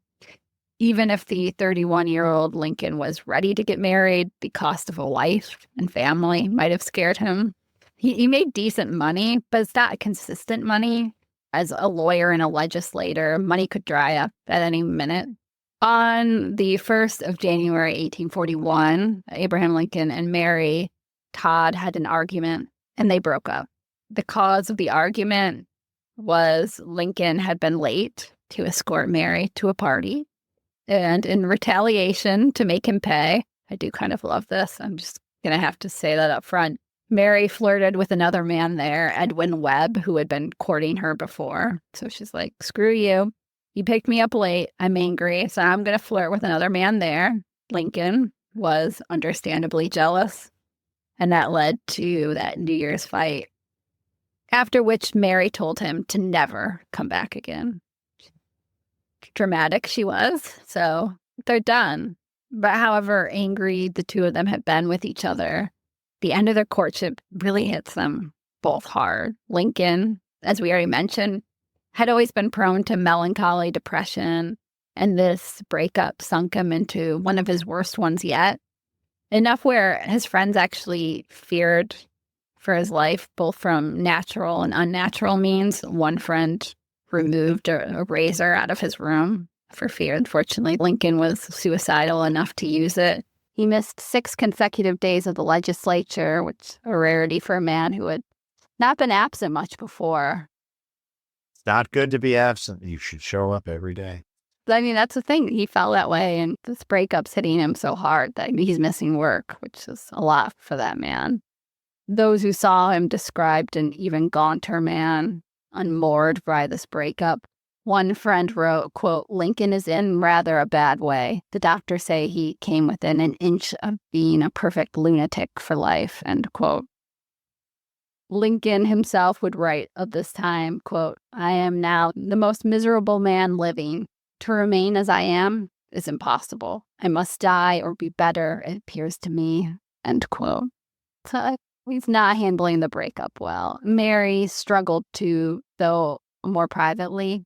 She was lonely. By the summer, she appeared to have had some regret on how she had handled the situation with Abraham Lincoln and how she had prompted the argument that led to their breakup. Of course, as we know, this breakup does not stick. The two missed each other, and they had friends who wanted them to work things out. So not everybody was against the match. We had talked about how Elizabeth, Mary's sister, had attempted to break the two apart. Well, they had friends who wanted them to get back together. Mary and Abraham reunited first in friendship, although that evolved into something more romantic. In November 1842, the unlikely pair wed. Mary adorned in her sister's white gown with a pearl necklace to top it off. Neither parents were in attendance. Mary was at last a married woman. She's Mrs. Abraham Lincoln. However, she expected married life to be, it was likely way less glamorous. They lived in an inn, the Globe Tavern, which was not even the fanciest place in Springfield. It must have been very far from the beautiful rooms that Mary was used to in Lexington. The space would have been really cramped, without much privacy. You're eating in communal areas. It's a lot of men, a ton of families. Plus, like her father, Lincoln was busy with trials, so he'd be gone for long periods of time, leaving Mary alone. Well, she's not alone for too long. Married life with just the two of them was brief. 9 months after their wedding came their first child, named after her father, Robert Todd. So we have little Robert. Luckily, soon after Robert's birth, the Lincolns moved into a 4-room cottage. So they're out of the Globe Tavern. The child's namesake, Mary's father, would come to visit the small family here. Whatever he saw, he must have realized the family needed some extra help. So, with quote, without a remark, he dropped a $25 gold piece in her, Mary's, hand, end quote. That was nice of him. Mary's living in what they would consider genteel poverty. And he'd give more support than just that. He gave them some land, which they'd later sell for money. And it's probably due to his help that the Lincolns were able to move in May 1844 into a 5-room cottage, costing about $1,200. I'd be thrilled with that kind of housing prices now. About a year after that, he'll have to give that up to go live in Washington when he's out. Yeah, he does. They'll rent it out later. And well, it might not have compared to the beautiful Todd home back in Lexington. It was theirs. This home at the corner of 8th and Jackson in Springfield still stands today, and it would be where the Lincoln family lived from 1844 until 1861, when they would move into the White House. So yeah, you can go and still see it today. Yep, one of my earliest memories is the family trips there. I think we went there more than once. Oh, nice. It did get expanded upon. They had an addition at a later point due to Mary wanted to do a little makeover, which you could still see it today, a little bit bigger than it was in 1844. And as her husband focused on his career, Mary retreated into the domestic sphere. After the birth of their first son, Robert, the Lincolns would go on to have 3 more sons. We've got Eddie, Willie, and finally Thomas or Tad. Child rearing for Mary would be different than what she was used to, how her own mother would have cared for her. Unlike her mom and her stepmom, she'd have no slaves to help her care for the kids. There are many flaws laid at Mary's feet, but lazy she was not. She did a lot of the domestic work all by herself. Her sisters had a lot of live-in help. One of her sisters even had some slaves, even though they were in Illinois. Mary would hire help on occasion, but for the most part, out of likely frugality and her own drive, she did a lot of it herself. She wanted to be kept busy. She liked things like cooking, especially. She liked to cook Kentucky classics. She's known to have some good food on the table. In fact, Mary would always do more of the work than she really needed to do. Her husband would often tell her, you don't really need to do it. We can hire somebody, but no. The women that she hired would never have an easy relationship with Mrs. Lincoln. She was very particular and could be harsh, although we also have to consider this is not specific to just Mary. Treating hired help with a certain amount of derision is not unusual. These are often girls of Irish or German backgrounds. They're either immigrants themselves or their families are immigrants. They're girls poor enough to have needed to work. And not trying to excuse Mary, but to pretend she's an abnormality, I think, loses the point. I think we talked when we looked at the Industrial Revolution that surrounds Andrew Carnegie's life in a previous episode. We talked about the fact that as oppressive as mill life can be, for what we would call a factory girl, it's a little early for things. They have the word factory, but they wouldn't quite look like what we would consider a factory to be. But it's still an option. There's like the mills and such. Right. And it's not an option that a majority of women pursue. It's funny when you read the primary sources, some of the girls that are in that situation are excited about it. I'm in a position to potentially earn my own income, even though most states have laws that say, we can't actually give you your paycheck. It has to go to your father or your brother. In many cases, I think we talked about this, they're saving for a dowry. Yep. But it's still, in many cases, a more open, free work environment, as oppressive as we would find it, and as brutal as some of those foremen could be. It's still the case that when the whistle blows at the end of the shift, you're off. You're done. You're not living under the roof of someone who thinks that you're not properly tutoring the children, or you didn't press this garment correctly, or you didn't hem this dress properly, or the scrambled eggs are too runny. Yeah. It's every little moment of domestic life is a chance for a little bit of oppression. And we should point out too that her sister maintaining slaves in Illinois really shocked the conscience of people in that community, because Illinois was a free state, but this was during a period where it hadn't quite bolted down its anti-slavery language and statute. And so they kind of invented this notion that, well, these are people of color that work for the family under a term of indenture. Yeah, it's like wink, wink. It's utterly ridiculous, but it kind of shows you the paradox of Southern Illinois, because if you're in Southern Illinois, Cairo, and you look to the east, you're in slaveholding Kentucky. And if you look to the west, you're in slaveholding Missouri. That's a good point. So if you're not familiar with that part of the world, take out a map and you can see it's all really close. Again, the Springfield, that's not just the Todds who have moved here, but there's a lot of Kentuckians. I don't know if that's the right words. That's the word. Okay, I was like, I'm going with it. They're moving into the community, so you can see how that would happen. Not that Springfield is southern Illinois, but you can see it from there. Close enough. Yeah. Like you said, a lot of these women, they're like, I don't want to do domestic work. I'd rather go in the factories. Sometimes they're paid more. We know Mary, in particular, was less her temper that caused a lot of the turnover, and more that she just didn't want to pay market price. To be frank, she grew up in a world where help was, unfortunately, free. She knew she could do something herself. She, a lot of times, didn't want to pay for it. She'd rather spend that money on pretty things like dresses. I understand that point. We do know one of Lincoln's cousins, Harriet Hanks, had lived with the Lincolns in the 1840s to help with the housework. The two women, Harriet and Mary, would be at odds. Harriet wanted to eat with the family and be included in whatever social engagements, parties, and such that were happening in the Lincoln home, which Mary didn't like. Mary had a rigid sense of, well, you're help, even if you're technically family. later, when conversing with Lincoln's early biographer, who you already mentioned, William Herndon, he was also a law partner of Lincoln. Harriet would have the coldest retort when it came to describing Mary. Quote, she would rather say nothing of his wife, as I could say but little in her favor.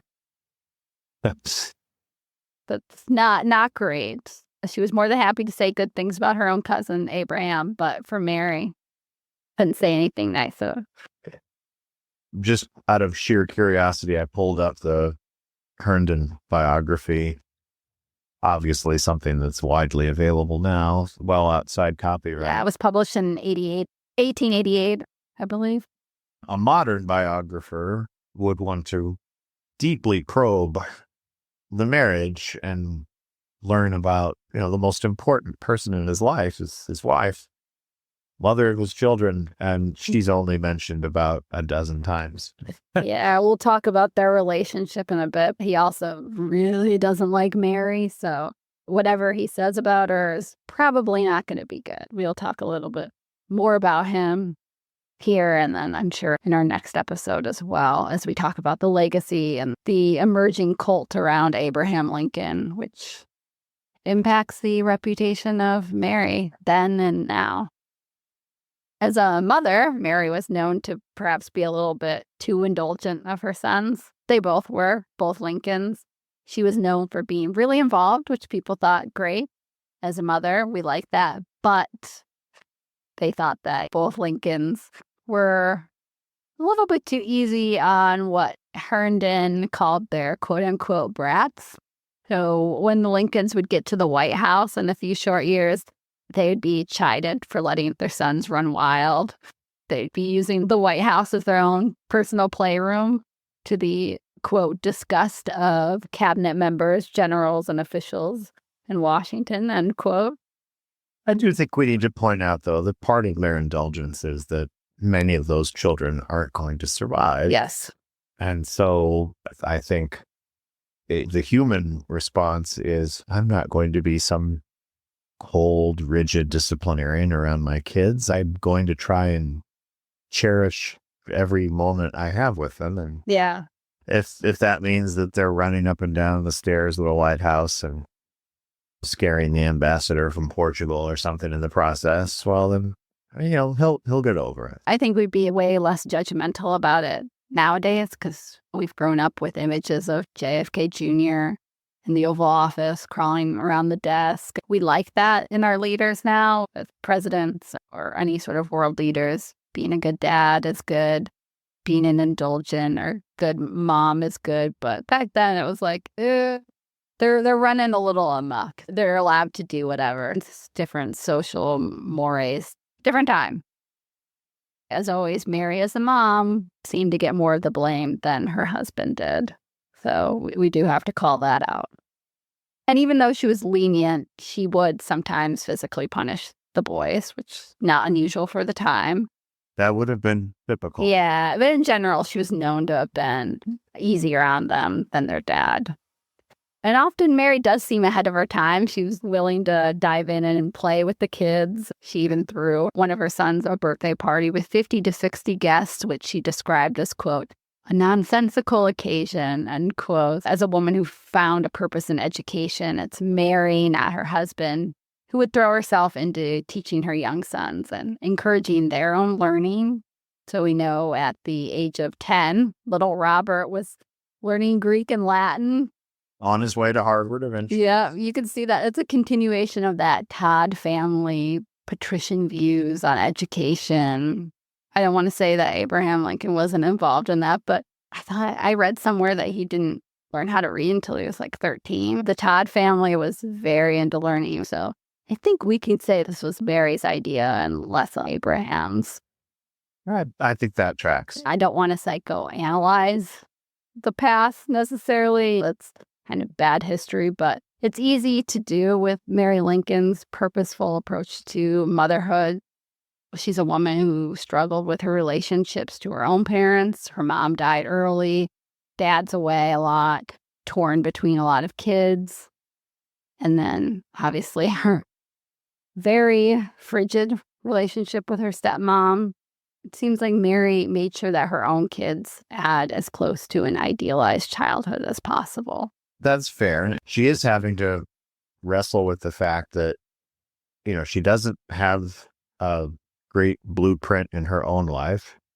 Lincoln doesn't have one either. He's not there anyway. Yeah. An awful lot to help. And then to further complicate things, he's in sort of a culturally liminal space. She's in this weird kind of limbo because she's a Southern belle. He's a Lexington blue blood on the Illinois frontier. And, her whole life, the Northerners during and after the Civil War will always kind of view her through this lens of distrust because, well, she has Confederate family. She has Southern kin. And on the other hand, Southerners will see her as having betrayed them because... Yeah, I was about to say, that's a great betrayal.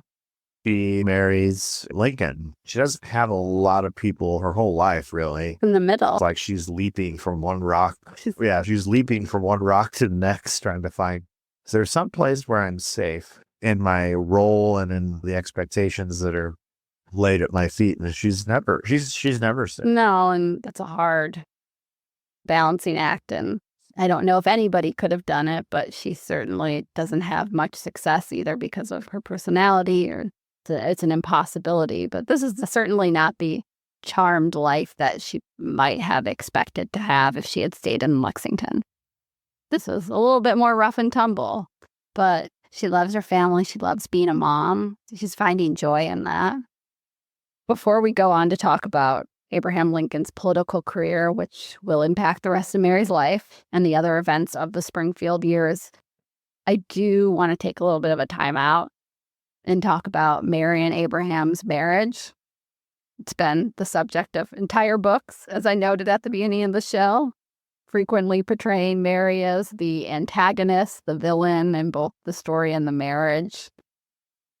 We do need to understand that we're never going to be able to fully understand what the marriage of these two was like, in the same way that we don't really understand what's going on in the marriages of our friends, families, neighbors.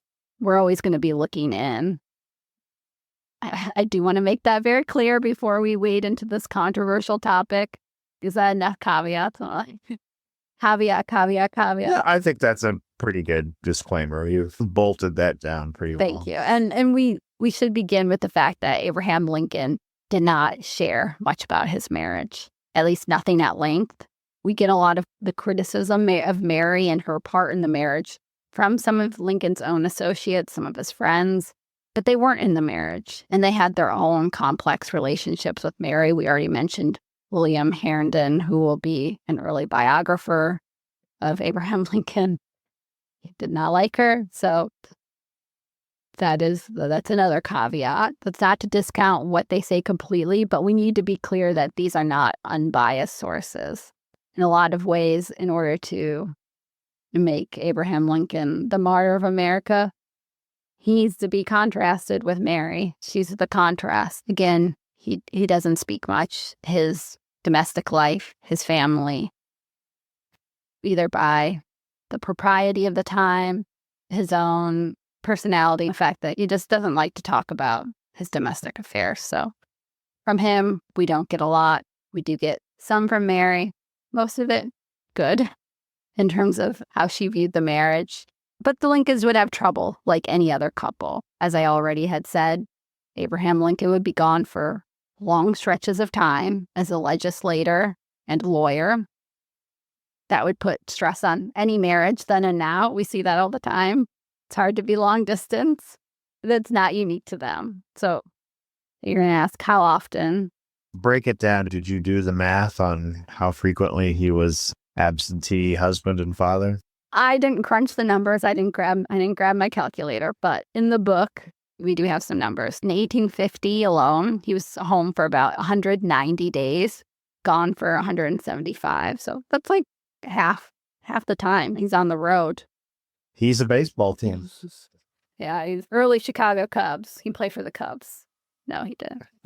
Kids, don't put that in your papers. He did not play for the Cubs. So yeah, it's a lot. It's the great irony that becoming president actually allowed Abraham Lincoln to spend more time at home with his family, even if the home happened to be the White House. A White House during the middle of the Civil War. Yes. An angry South on the other side of the Potomac River, surrounded by a Maryland that might secede at any moment. Great irony. We should finally get some family. A little bit of family time. We know that Mary often felt personally aggrieved by these prolonged absences, understandably, I think. And she had some real fears about being left home alone. As a woman of many anxieties, I can relate to Mary here. Girl, I see you. She hated thunderstorms, but she was really especially fearful of robberies and would often have men who she knew stay over to give her some peace of mind. I think a lot of this time she's there, not just alone, but she has her young kids, her growing family there as well. We know one male neighbor even shared the bed with her and her eldest son, Robert, although it has to be said, sharing beds, up until recently, not seen in a sexual or romantic connotation. Beds were expensive. Very commonplace. Beds were expensive. The neighbor did later try to say that Mary, quote, dared him to kiss her, end quote, but can that be believed? Who knows? Again, we know later there's a market for Lincoln stories, so who's to say? For his part, Abraham would also be homesick too when he was away, which shows like he's not doing this out of a sense of trying to get away from his wife. When he was home, though, he could be a detached husband and absent-minded to a fault. Mary would have to send the kids sometimes to get him from work, and he would at times arrive home hours late for dinner. Oh, that can be a tension in a marriage. That was a very early tension in our marriage. When you're cooking and you have the food on the table, you can't just decide that you need to spend another 20 minutes at work. Yep. You have to just plow through it and get on the road. I'm on Mary's side here. But again, very normal. Sounds very normal fights. The two were often at odds in the way that we could so often see that they had two different personalities. In many ways, they balanced each other out, but it made for some disagreements as well. Yeah, as charming as Mary could be, she had a temper, a famously bad temper. Well, Abraham was prone to depression and his intense focus on his work and absent-mindedness when it came to Mary and his growing family. It can be read as carelessness. It's not malicious on his part. He could get single-mindedly focused on work. And their early lives had been so different, hers in relative luxury and his much more humble origins. Not surprising that they might not always see eye to eye. Mary herself would remark upon that very topic when she said, quote, "Notwithstanding our opposite natures, our lives have been eminently peaceful," end quote. So I guess she didn't say completely peaceful, but eminently peaceful. Close enough. It still sounds pretty positive in terms of their relationship. I think that's a marriage you would say has legs. Yeah. Of course, again, he's too guarded to tell us what his evaluation would be, but it sounds like she owes him more than he owes her in terms of maintaining the home. Yeah, she did a lot so that he could go and work, but again, he needed to be gone to maintain their lifestyle, pay for the home, pay for Mary's things. She liked her clothes. She liked to buy things. So it sounds like a very modern marriage in that sense. We will go further into their marriage later because things change, circumstances change.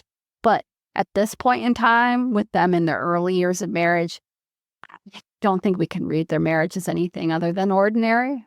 It's stressed by money, absence, child rearing, just as many marriages were at the time and are now.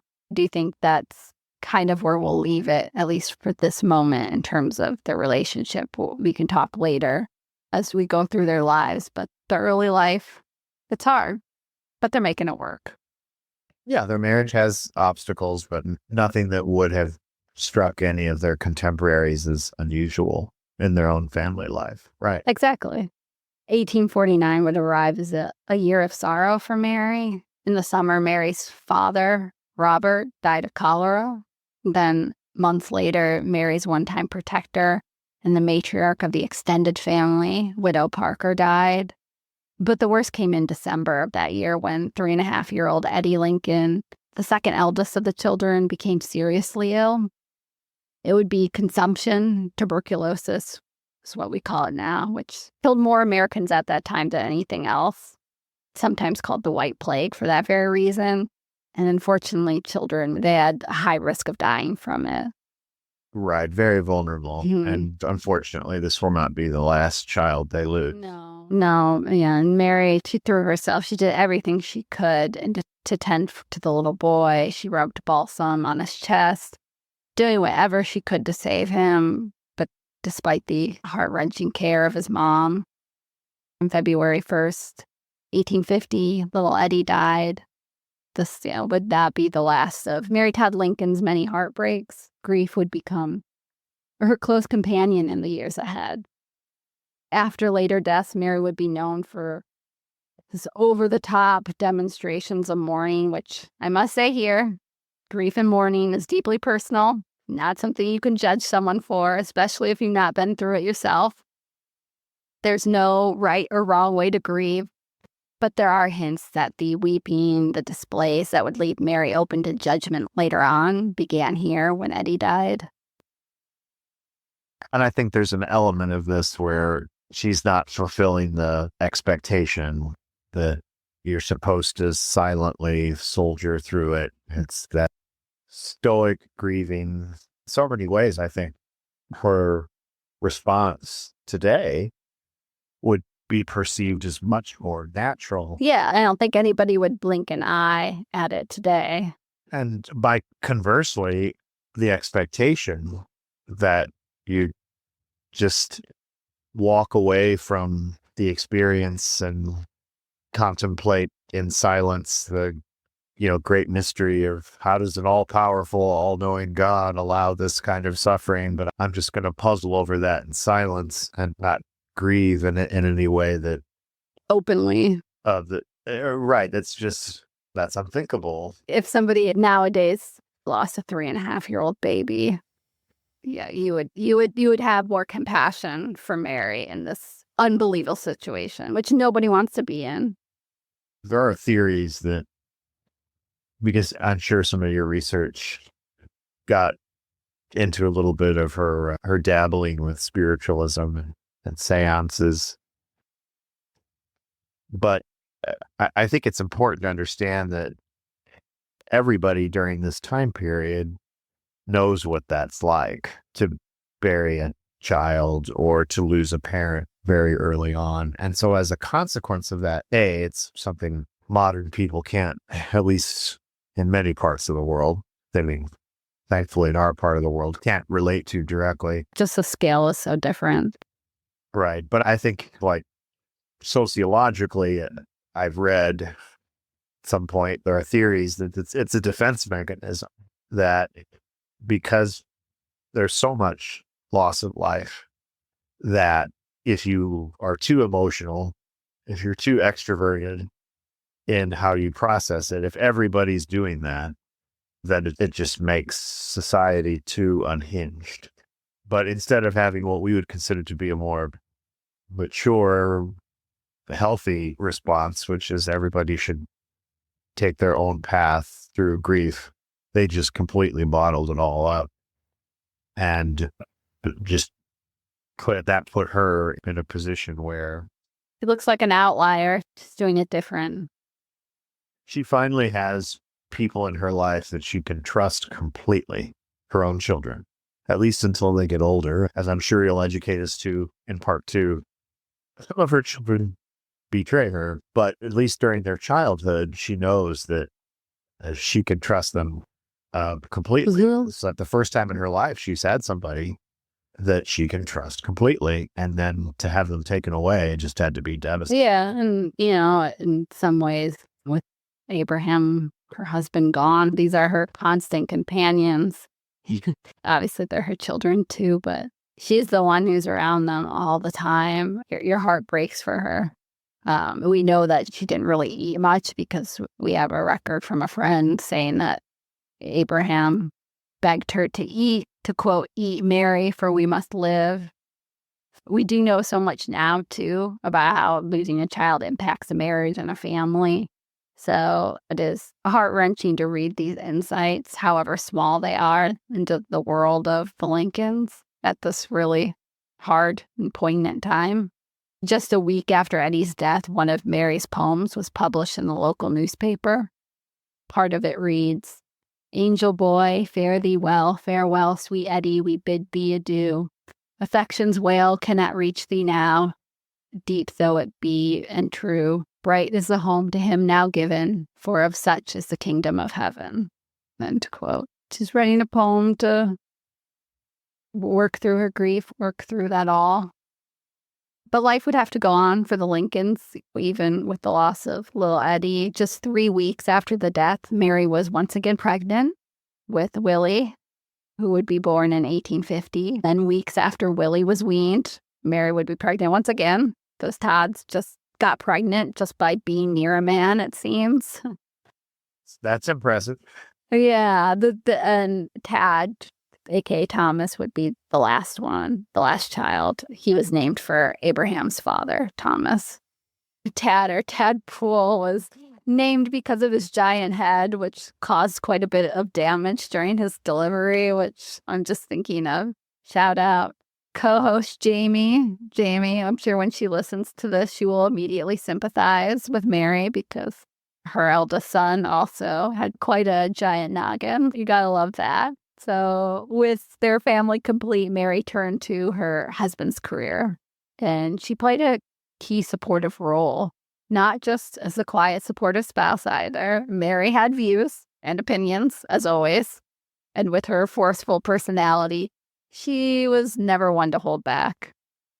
And while Mary largely disregarded her husband's law practice, she could care less, except, of course, her dislike for his law partner, William Harrington.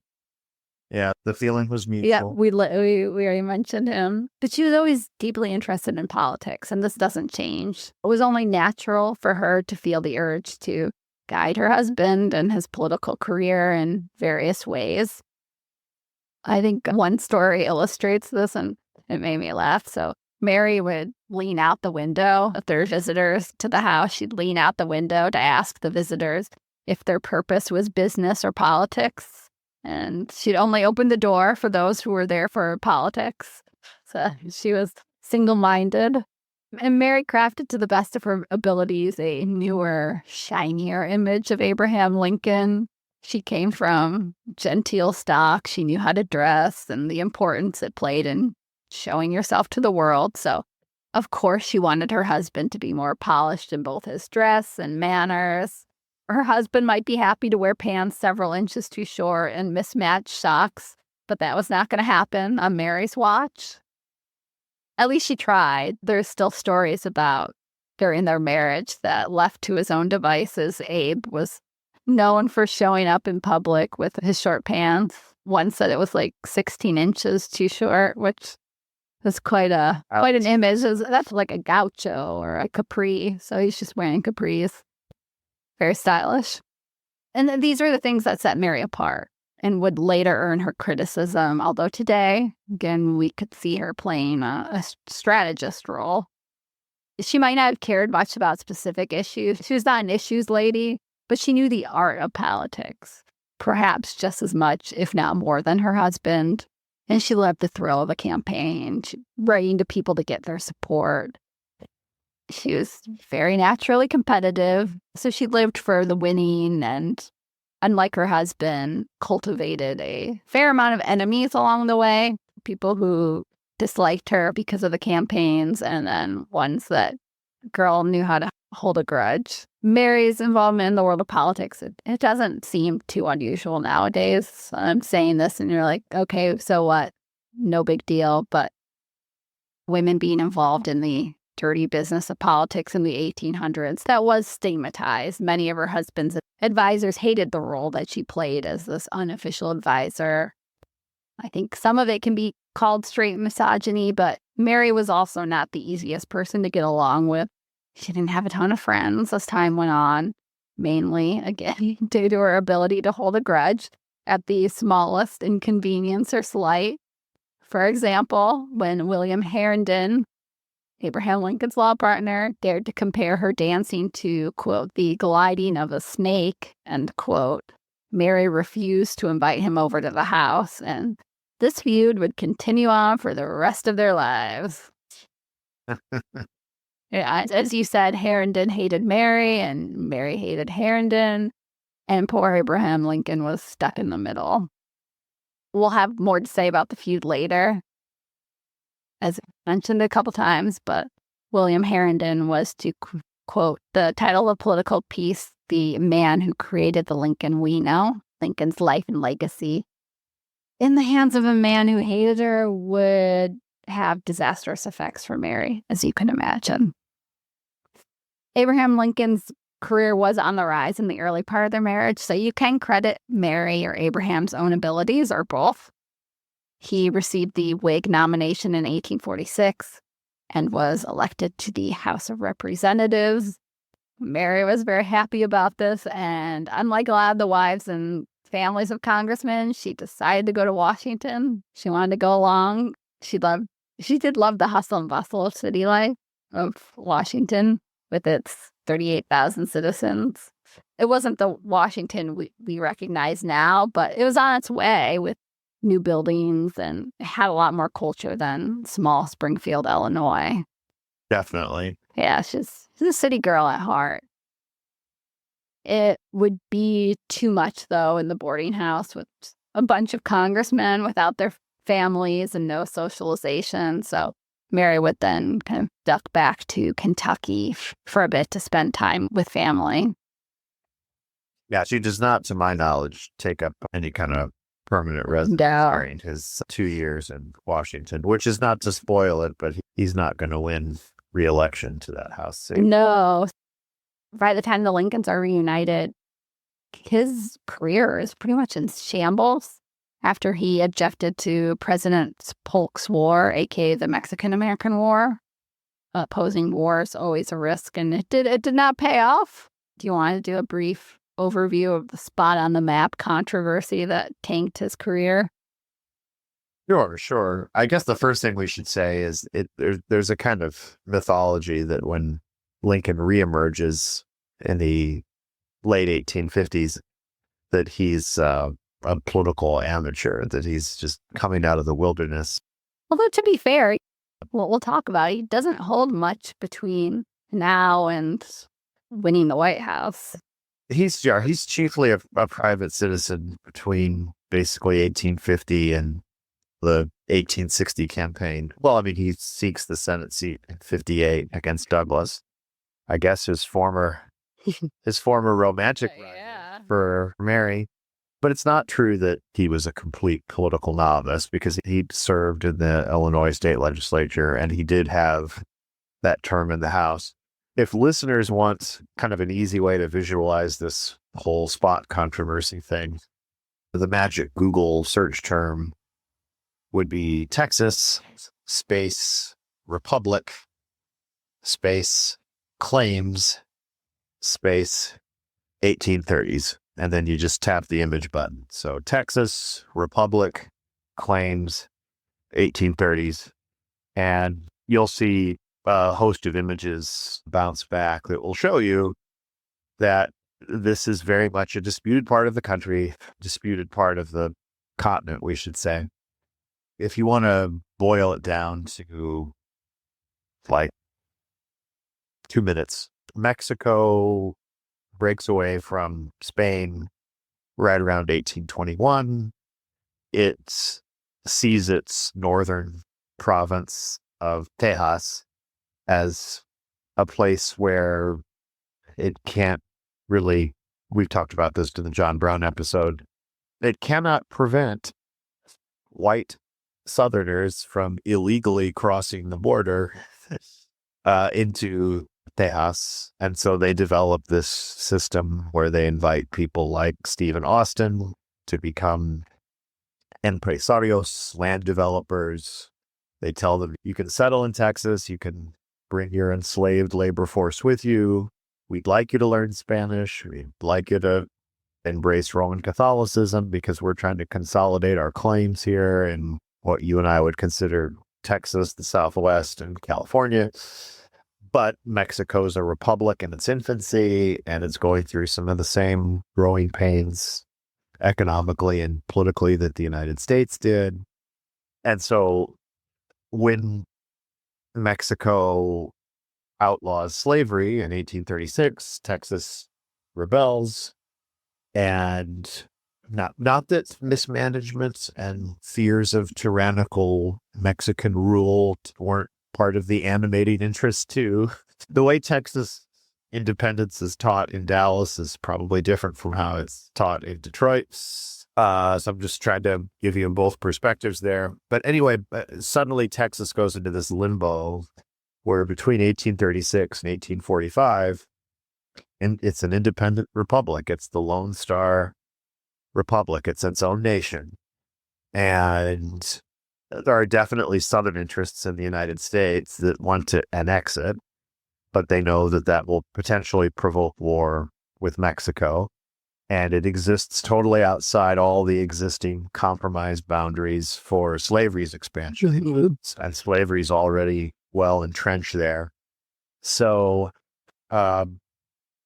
when Polk is elected in 1844 as a Democrat and very much an expansionist, his solution to this sectional conflict over expansion is to sort of confront a vexing question with, I'll call it, an obnoxious answer. So the vexing question is, should the United States potentially risk war with Mexico so as to annex Texas?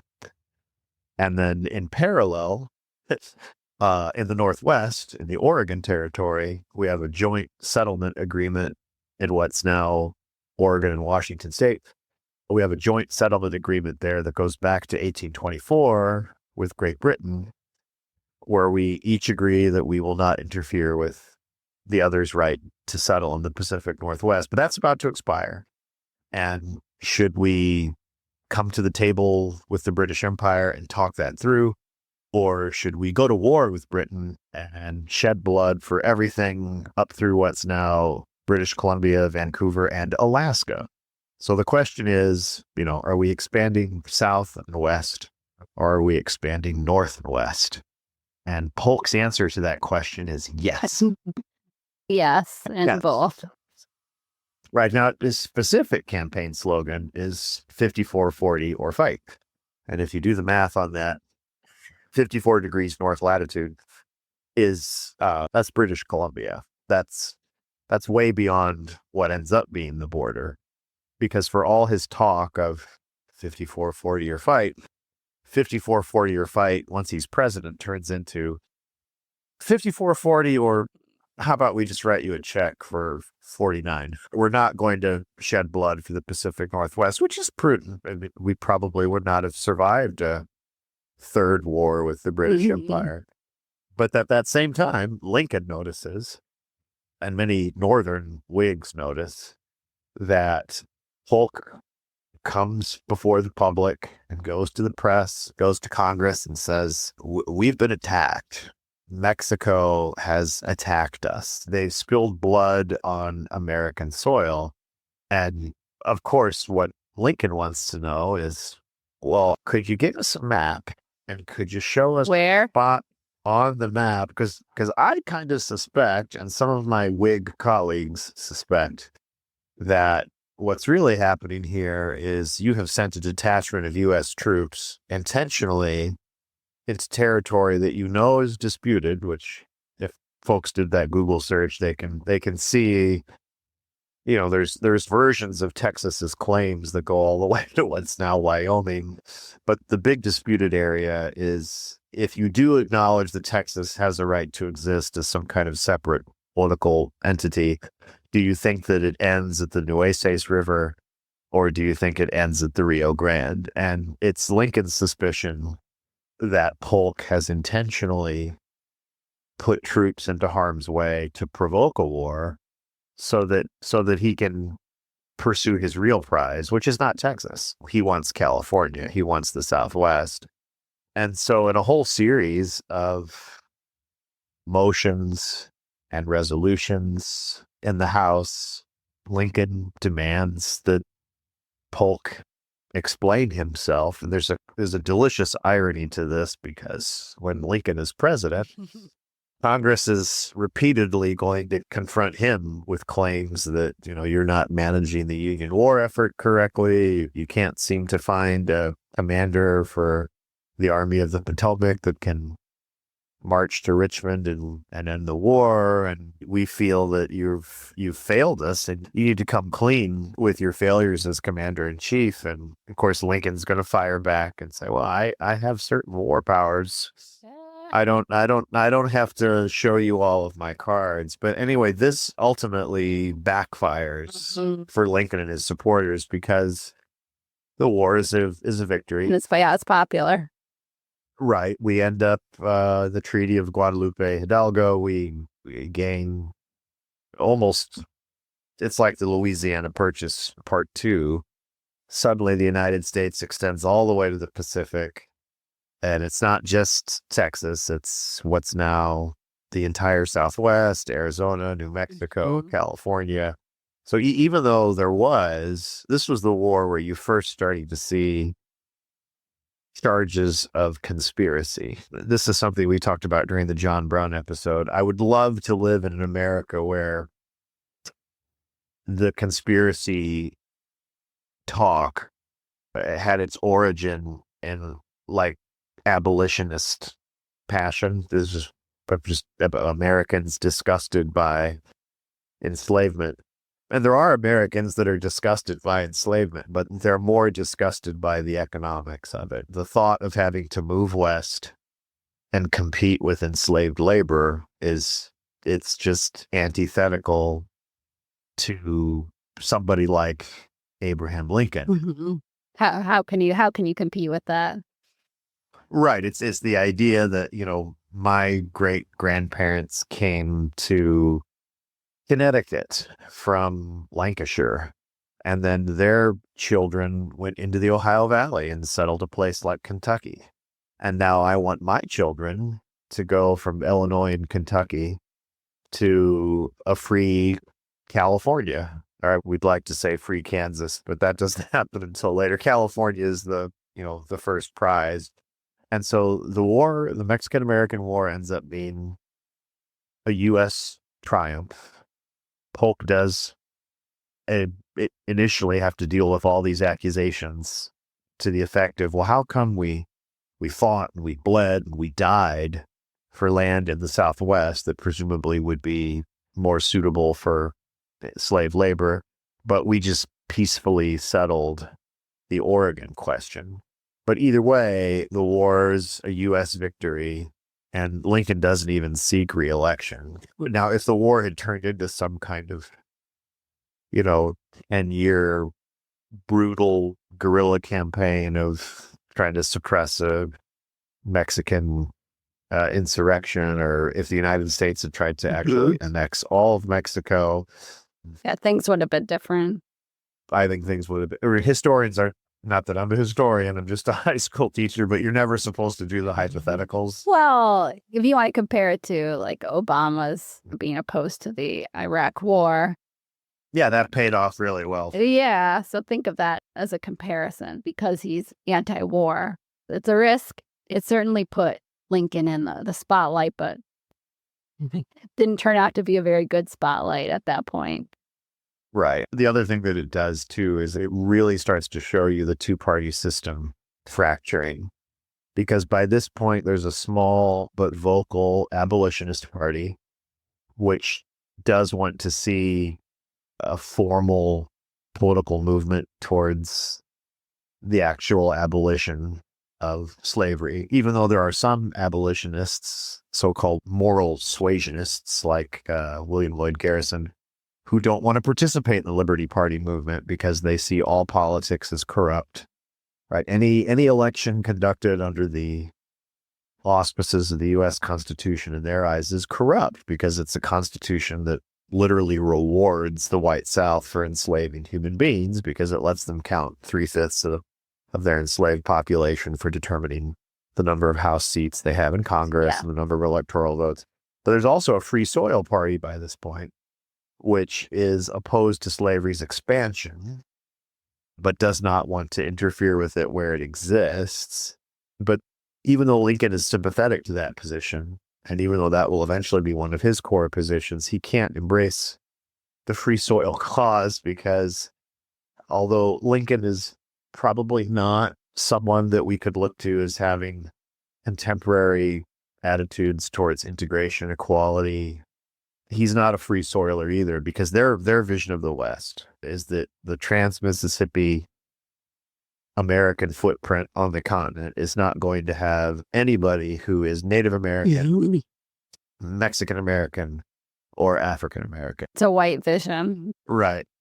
And Lincoln, he has a lot of racial attitudes that, and maybe they evolved later during the Civil War, but he was known for telling jokes that would make you grimace, and he kind of laughed off the murder of a famous Illinois abolitionist. So there's a kind of, I don't want to call him like a moral primitive when it comes to racial progress. And he sees slavery as an absolute horror, but he's kind of like we talked about earlier in the episode.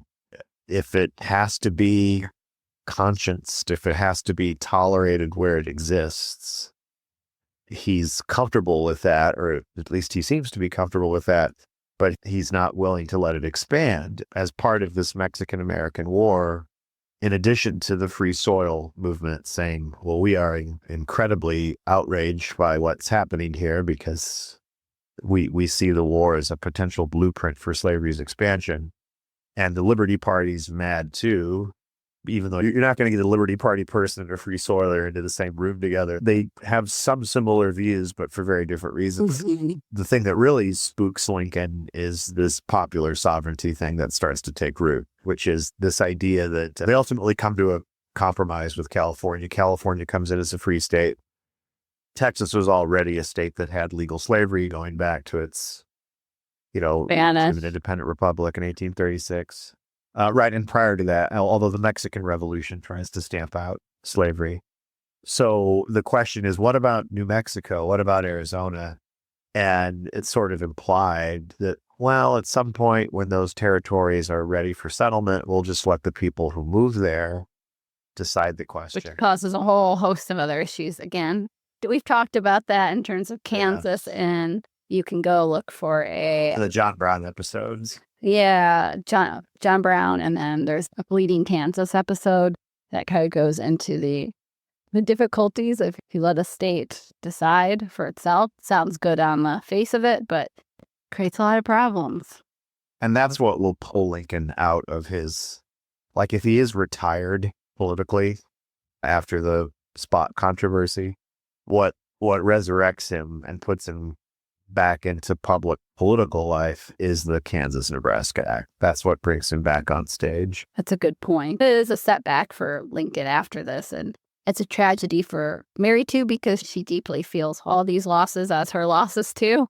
Told you she was really competitive, and she's the one who knows what would have happened if he was married to somebody else. But when he's in this depressive state, it's her who lifts him up. She makes sure he doesn't get too down about it. She had more faith in him and his abilities than he had. It's Mary who many people remember as saying, he's going to be president someday. Abraham would look at her and smile and shake his head. There's a quote that he would just shake his head, at least until November 6, 1860, when that became a reality. He'd tell a reporter at one point, a little bit after this, that he said, quote, Mary insists that I'm going to be a senator and president of the United States too, which made him laugh at the thought of, quote, such a sucker as me president, as a quote. Yeah, even going into the 1860 nominating convention, which is conveniently in Chicago, on day one of the convention, most observers think maybe he'll be the vice presidential running mate to William Stewart. He's the dark horse, yeah. Who knows if he'd been married to somebody else, but she pushed him along, and she did deal with political losses in terms of holding grudges. So she had an unlimited source of anger to be directed at anyone who she thought wronged her or her husband, and that anger multiplied. Right.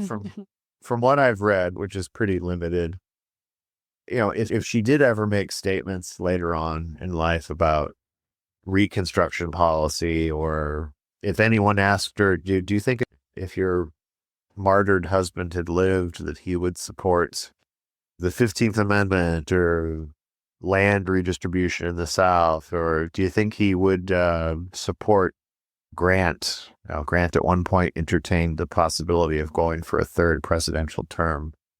We don't have any record of her ever speaking publicly on those issues, but she did apparently, and we don't want to get too far ahead of ourselves because I know they're not in the White House yet, but other members of the Republican Party, if she ever sniffed out that they were not being gracious or respectful to her husband, she would absolutely just fiercely defend him. And sometimes I wonder, this is just raw, dumb speculation on my part, but, Lincoln's revered. He's held up on this pedestal that no other presidency will probably ever be able to reach. But that's because of Ford's Theater. That's because of April of 1865. He's very much stalemated with Congress at the time of his death. Everyone's relieved that the war is over, but he has a long list of political enemies.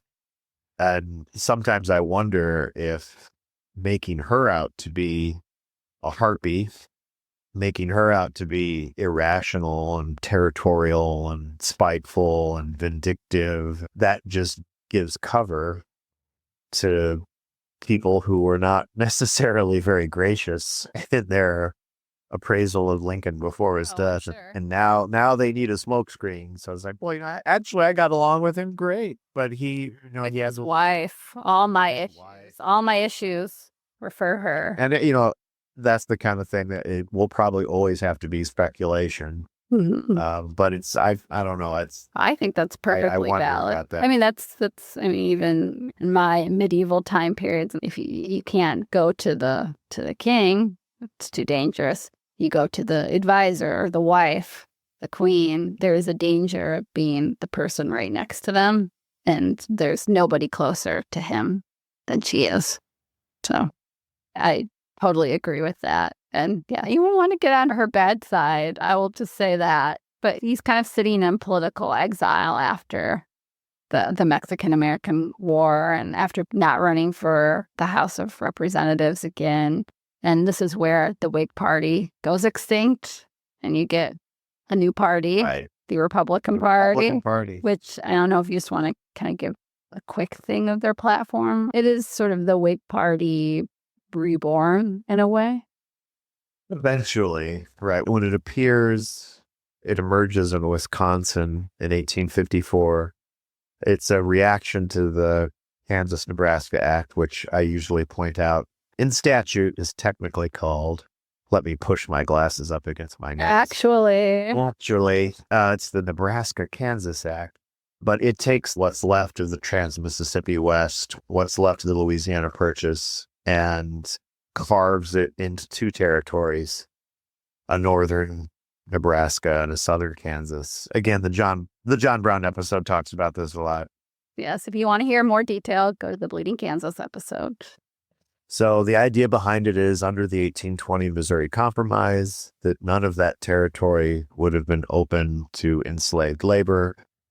And Stephen A. Douglas, the most Democrat, Illinois, Lincoln's rival, apparently not just politically, but maybe also for Mary's hand, as a Democrat and as someone who aspires to the White House himself, and as the eventual architect of the Compromise of 1850 from 4 years prior, which got California entered as a free state, Texas had its debts forgiven, the domestic slave trade in Washington, D.C., not just the buying and selling of human beings, not the actual ownership of human beings. That was outlawed in D.C. And then the South got just a brutal Fugitive Slave Act where $1,000 fine, 6 months in jail, just for knowing that a neighbor was helping enslaved families escape and not doing anything about it. So that's the law that inspires the Uncle Tom's Cabin novel and then all the stage dramatizations of it that sweep the country starting in right about 1853. Anyway, Douglass is seen as sort of America 3.0, right? You had your founding generations, Washington, Jefferson, Adams. You had America 2.0, which would be your Jacksonians, people like Martin Van Buren, William Henry Harrison, John C. Calhoun, Andrew Jackson himself. And now Douglass represents this third America, which is, it's reached the Pacific coast. We've not killed ourselves in the process. And so the last thing we need to do is stitch the oceans together with a transcontinental railroad. And we're going to start it in Chicago. And we're going to build west towards California. And he wants it to go through what's now, Iowa, across the Missouri River at the Nebraska border. And the South is immediately opposed to this. It's like, no. If you build your Chicago choo-choo, that will bring with it settlement. And under the Missouri Compromise, the states that eventually evolve out of those territories will be free states. So that's just more senators to vote against us in the upper chamber, the U.S. Senate. That's more House members to vote against us in the lower chamber of Congress. No, we didn't get California. When we got Missouri 30 years earlier, that was all we got. The rest of the Louisiana Purchase was off limits. That's why many white Southerners went to Texas. But then Texas only became a part of the United States because of the Mexican-American War. So this is unfair. This is not equitable. We will not support your railroad unless you provide us with a compromise that serves our interests. And so the proposal that he whips up is to say, okay, well, how about there will be a Nebraska territory, and presumably if it's settled by people from Illinois and Iowa and Minnesota and Wisconsin, it will probably be a free territory like it would have been under the Missouri Compromise. But let's put some ink in the statute that says the House, the Senate, the courts, the presidency, we're done on this slavery question. We will let the people who settle the Nebraska territory decide. They can vote up, they can vote down on whether or not they want. And if they had just stopped there, it would be a meaningless statute. But they create two territories. There's a Nebraska and a Kansas. And so we think that Douglas's logic was probably canceling each other out.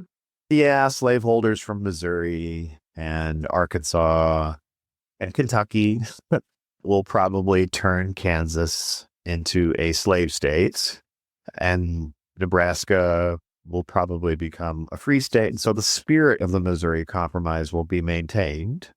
And then this puts Douglas in the ultimate economic and political position. Economically, he'll be able to say to Illinois, to Chicago, but also to the country, okay, now we can start our transcontinental railroad. My hands are cleaned. Right.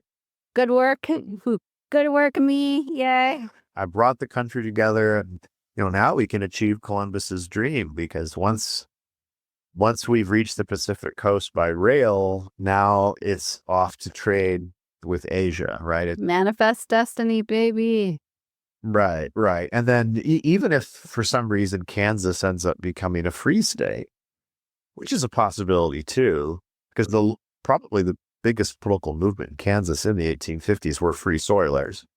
And even if that happens, he can still tell Alabama, he can still tell Mississippi, he can still tell South Carolina, he can still tell Texas. It's not me. It's like, it's not my fault. And had it not been for the Kansas-Nebraska Act, or if you prefer, the Nebraska-Kansas Act, the South never would have even had the opportunity to take its peculiar institution and extend it westward. So he really thinks this is going to put him in the catbird seat to seek the White House in 1860. What he's not prepared for is it not only unleashes the violence of bleeding Kansas. Again, listen to the John Brown episode. That goes way deeper. Or John Brown episodes, I should say. But it also inspires the creation of the Republican Party, which initially, in 1854, it has one position and one position only. We are opposed to the expansion of slavery outside the boundaries established for it by the Founding Fathers in the Northwest Ordinance of 1787 and by the Missouri Compromise of 1820. That's it. That's all. It's like you could have summed up everything they believe in a sentence. But that's a really magnetic claim. That's going to draw a lot of groups to it because the free soil movement will say, well, yeah, that's what we believe. We like that for a reason. Now, we would like to add on a semicolon and say, we don't want anyone of color in the West. This is a white man's country. And then many abolitionists will say, well, I don't know how I feel about being in the tent with free soilers. But our own abolitionist party hasn't had spectacular success. And the third group in this brand new Republican Party in its infancy are former Whigs, like Lincoln, who realize that their political movement has become too fractured by northern so-called conscience Whigs at odds with southern so-called cotton Whigs. They can't coexist anymore. There's going to be a sectional split in the Democratic Party. There's going to be a sectional split in the Whig Party. Your loyalties start to run more towards your state and your region than they do towards the national party structure. And what happens is because the Whigs are the newer party, they don't have the deep Jeffersonian roots that the Democrats do. To my mind, they stumble first. Their jigsaw puzzle collapses back into its component parts earlier. And then what happens is Lincoln's party, which at this point is not Lincoln's party, he's just another early adopter. He's just a dude. Right. You have to realize they're going to have people in their party who are radical Republicans who feel that not only should slavery be denied the opportunity to expand, but it has to be destroyed where it exists. And so they're in the tent. But then also in the tent are going to be these former free soilers who... It's a big tent. Yeah, they have no real sympathy for people living under slavery at all. They just see it as this exploitive, economically primitive system that's going to rob them of their economic opportunity if they have to compete with enslaved labor when they go west. Then just to make life really messy, there's also going to be the American Party, which goes back to the early 1840s. Their nickname is the Know Nothing Party. And they see all talk of the controversies surrounding slavery as a distraction from the real menace to America's future, which is Irish immigrants, Irish Roman, especially, in their eyes, it's synonymous. Irish Roman Catholic immigration, which is going to, in their imagination, the country is sort of undergoing a slow insurrection where we'll wake up one day and we'll just live under the, I guess you wouldn't say the boot, you would say the velvet sandal of the Pope.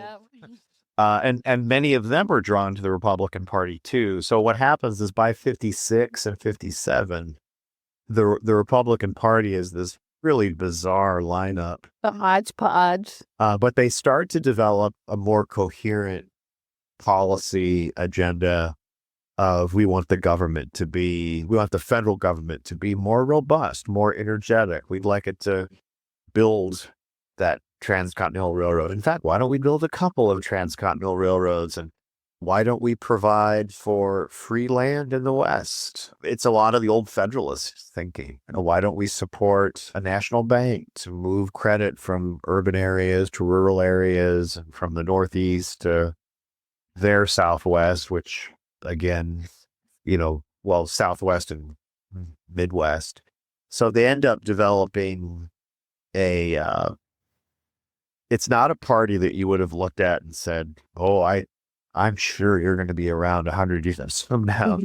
And even when Lincoln seeks re-election as president, here's another one of those push your glasses up against your nose and say, actually, he really downplays, the party really downplays the Republican identity.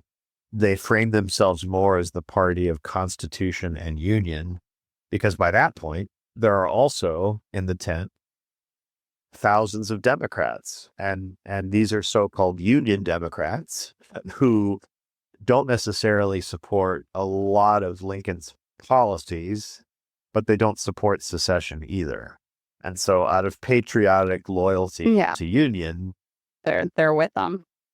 Yeah, I do this trick with my students where I have them just pull up an image of Lincoln and like just punch in Lincoln 1857. You'll see a famous photograph of him from before the Senate race against Douglas. And then pull up one from 63, 64, and then pull up that one from 65. It's a pretty startling, dramatic change. Yeah. And now there are some historians who speculate that there were maybe blood disorders or some kind of metabolic condition that accounted for this. Yeah, but the definition of the presidency kills you. Yeah, the conventional wisdom is, he's not just been ground down by all the loss of life from the war and all the loss of life in his own family, but he's also just been ground down by the fact that everyone hates him. No matter what he does, he's not radical enough for the radicals, but the moderates think he's too radical. He's not pleasing anybody.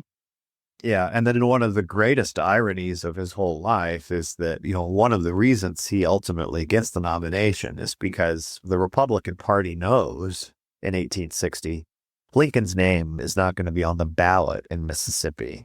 Lincoln's name is not even going to be a choice in Florida or Texas. And they also know that they're not going to have any trouble winning Vermont. They're not going to have any obstacle at all in taking New York or Massachusetts. And they didn't have any problem taking those states in 1856 when they ran John C. Fremont. But doesn't this sound familiar? An Ohio, a Pennsylvania. Swing states. I'm having PTSD. And so here's a man who was born in Kentucky, then lived in Indiana, and entered public life in Illinois. That's not a bad resume for somebody who's trying to win the Republican Party nomination. And they think, foolishly, get elected without tearing the country apart. But the moment South Carolina, of course, goes first, they see him as far more radical than, at least at that stage, he actually is.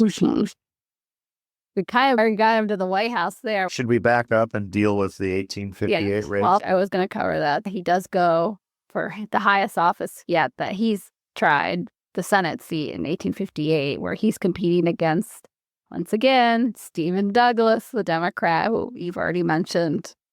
obviously has national recognition compared to little old Abe. We have to be careful. We should point this out. He hated the nickname Abe. Sorry. So just be careful. Sorry, I won't use it again then. If his ghost wanders out of the White House, and I could totally imagine his ghost not wanting to hang out in the White House right now. If he messes with us tonight, it's going to be because you called him Abe. I'm a fan, so he shouldn't. On the other hand, his family just called him Father, Yeah. which I find kind of culty. Yeah, I know that even Mary called him that. And they're like, Yeah. don't love it. Don't love it. But in this campaign, Lincoln gave 63 speeches and traveled an insane 4,200 miles in the 2-month campaign period. And this is also where he would engage in a famous series of debates with Douglas, Lincoln-Douglas debates, 7 total, all over the state of Illinois. Douglas traveled like a celebrity by private rail car, bejeweled with flags, and he had a band along for the ride, while Lincoln went by stagecoach and wagons drawn by an ox. Not quite as luxurious and glamorous as Douglas did. We know Mary didn't attend all the debates. We know that she was at the last one with Robert, their eldest son, who was 15 at the time. And he kills it. Lincoln kills it in the debates. So you're probably thinking, well, this is where he became a senator, right? This is his launching pad, launches him onto the national stage just in time for the election. That's not what happens? No. Hey, No, he loses this race, which I feel like up until pretty recently, I always assumed he won because of the Lincoln-Douglas debates. And, for modern listeners, Lincoln's the big name in that. But no, he loses the race 54-46 in terms of the vote. Douglas is running, a senator's term is 6 years. Douglas is not running because he thinks he's going to be in the Senate for the next 6 years. It's a launching pad. Yeah, he's trying to maintain his public presence. He's trying to maintain his political relevance in anticipation of a presidential bid in 1860, because he's sure he's going to get the Democratic Party's nomination. I've got it sealed up. I did that great work with Kansas and Nebraska. Who wouldn't want to vote for me? Right, and the Compromise of 1850. And he does get the Democratic Party's nomination. The problem is there's going to be two. There's going to be a Northern Democratic nominee and a Southern Democratic nominee. To Douglas's credit, after the 1860 election, he does throw his support behind the Lincoln administration. But in 58, when the Senate race happens, the other thing about this that is a little bit confusing, I think, for a modern listener, is that in the 19th century, voters well into the 20th century, it's not until the 17th Amendment, 1913. So 1914 would have been the first election in U.S. history where Americans actually voted for their senators. And only a third of them, right? Because only a third of the Senate is up in any given 2-year election cycle. So when Lincoln and Douglas debate in the 19th century, they're trying to get the crowds to write their state legislators. Ironically, it's the state legislature in Springfield that ultimately will decide who goes to represent the state in Washington. Ultimately, you can't argue with them for choosing Douglas. Yeah, he's the better bet. I think if I was there, I would choose him. Right, especially if Chicago gets the terminus for the Transcontinental Railroad. That's going to be huge if we could just get people in Kansas. And luckily for you and me as Nebraskans, there wasn't as much violence in Nebraska, at least yet. But what happens during those debates is Lincoln does establish himself nationally as a very eloquent and, I think, almost imaginative thinker on the question of slavery's expansion. Yeah, and he's happy, I know, after the election. Right, he's thrilled with how he did. He does slip into a little bit of a melancholy. I think in his heart of hearts, he thought that he might. I think he allowed himself to believe that he might actually win. But very quickly in the press, and now we're kind of on the road towards his famous Cooper Union address, but he realizes that he has become much more prominent than he ever would have been without those debates. Yeah, he does say, though I now sink out of view and shall be forgotten. That's side note, that he's going to be forgotten. I believe I have made some marks that will tell for the cause of liberty long after I'm gone. So that is his quote after. Do you think that humility is genuine, or do you think he's got a little bit of self-serving? I think so, because he does slip into this melancholy after, and Mary's crushed too, and she goes on a spending spree. As always, she does a little retail therapy, which I can't fault her for. Yeah, that's why the dollar section is there at Target. And if I had been there, if there had been a Sephora in the 1850s, God help it. So I'm with her. I do think it's worth pointing out that he does that again in the Gettysburg Address. The world will little note, nor long remember what we say here. It's like, no, the world will remember what you said here. It's the most quoted speech in history. Yeah. It's the only speech, if you're an English school child, it's the only piece of American political rhetoric that you study as part of the standard curriculums. But what he does do during the debates, which is powerful, is he forces Douglas to confront this question of how can you simultaneously, in one mind, how can you say territorial settlers can decide whether they want to have legal slavery or not? And so that's door number one. And then at the same time, in that same brain, you can also open up door number two, which says, I'm totally fine with the Supreme Court's decision in the Dred Scott case, which holds that enslaved labor is a thing, is property, is furniture, and you can move it. Take your furniture. You take your furniture to Kansas, but you can take your furniture to Connecticut or California.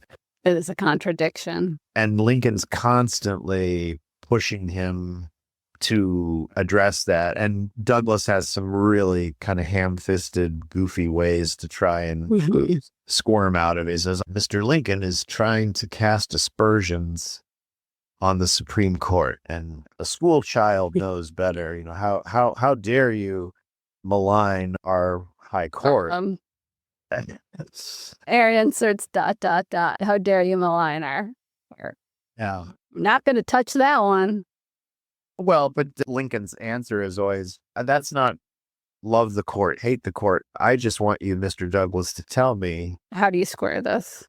Yeah, can somebody in Kansas say, we don't want to have legal slavery? And Douglas says, yes, absolutely. If Kansas wants to say no to slavery, they absolutely can. All right. And then Lincoln will say, okay, well then, does that mean you disagree with the Dred Scott decision? And of course, I think this is where your comment about Lincoln being melancholy is that kind of contradiction in Lincoln's imagination. He's like, I got him. I have him on the rails. I've shown how morally bankrupt this Democratic Party position is, how hollow it is, how you poke it and it's gossamer. It just vanishes in your hand. There's just nothing there. The paper tiger. Surely that will be enough to send me to Washington. And so I think he's really crestfallen when it doesn't succeed. But then, if you think about it, 2 years later, you could look upon the Lincoln-Douglas debate and the Senate race defeat. You could look upon Lincoln's Senate race defeat as a battle where he walks away having lost, but he now sets up the conditions to win the war, because when Douglas tries to get the Democratic Party's nomination, and they've foolishly decided to have their convention in Charleston, South Carolina, and they have a rule that you don't just get nominated with 51%. You have to get 2/3 of the delegates to support you. Douglas is constantly playing defense from Southern Democrats asking him, well, how come back on the Senate race and on the campaign trail when you were debating Lincoln, He has to answer for all that. you said you don't embrace the Dred Scott decision? Because what we would like to do is see the Washington, D.C. slave code extended to all the territories. And of course, Douglas is like, well, come on now. Come on. If I do that, Yeah.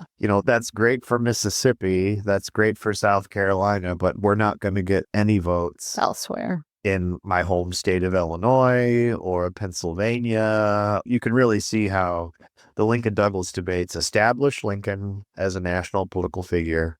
They put him on the road to at least being in the discussion as maybe a vice presidential nominee in 1860. And they, without Douglas really knowing it, it puts Douglas into a box that he's not able to crawl out of 2 years later when he seeks the White House. Yeah, you do kind of feel for him at that. I'm not a Stephen Douglas fan, but I'm saying that he thinks he's won. He thinks he's got the upper hand, but it will come back. In the Abraham Lincoln, Stephen Douglas rematch, things will not go his way. That is true. All right, do you want to leave it here we're closing out this episode? It's worth returning to one of the more surprising elements of Lincoln's political life. Before he gets to the White House, he's in the Illinois state legislature. He's in the House of Representatives once until 1849, but that's it. Doesn't hold another office for 11 years between that time. By the time he's done with the House of Representatives until he wins the presidency, which remains an astounding fact to me. So I just needed to repeat that. We're going to leave Lincoln in a little bit of a political wilderness. He's trying to figure out what he's going to do next. We'll leave the Lincolns nursing this political loss. And next time we'll follow the Lincolns all the way to the presidency. Talk about, of course, the assassination and the many griefs of Mary Todd Lincoln and the struggles with mental health that she had for the rest of her life. So thank you guys for listening. We appreciate it. And we will be back soon with the rest of Mary Todd Lincoln's life. Bye. This is exciting. Bye. Bye, everybody.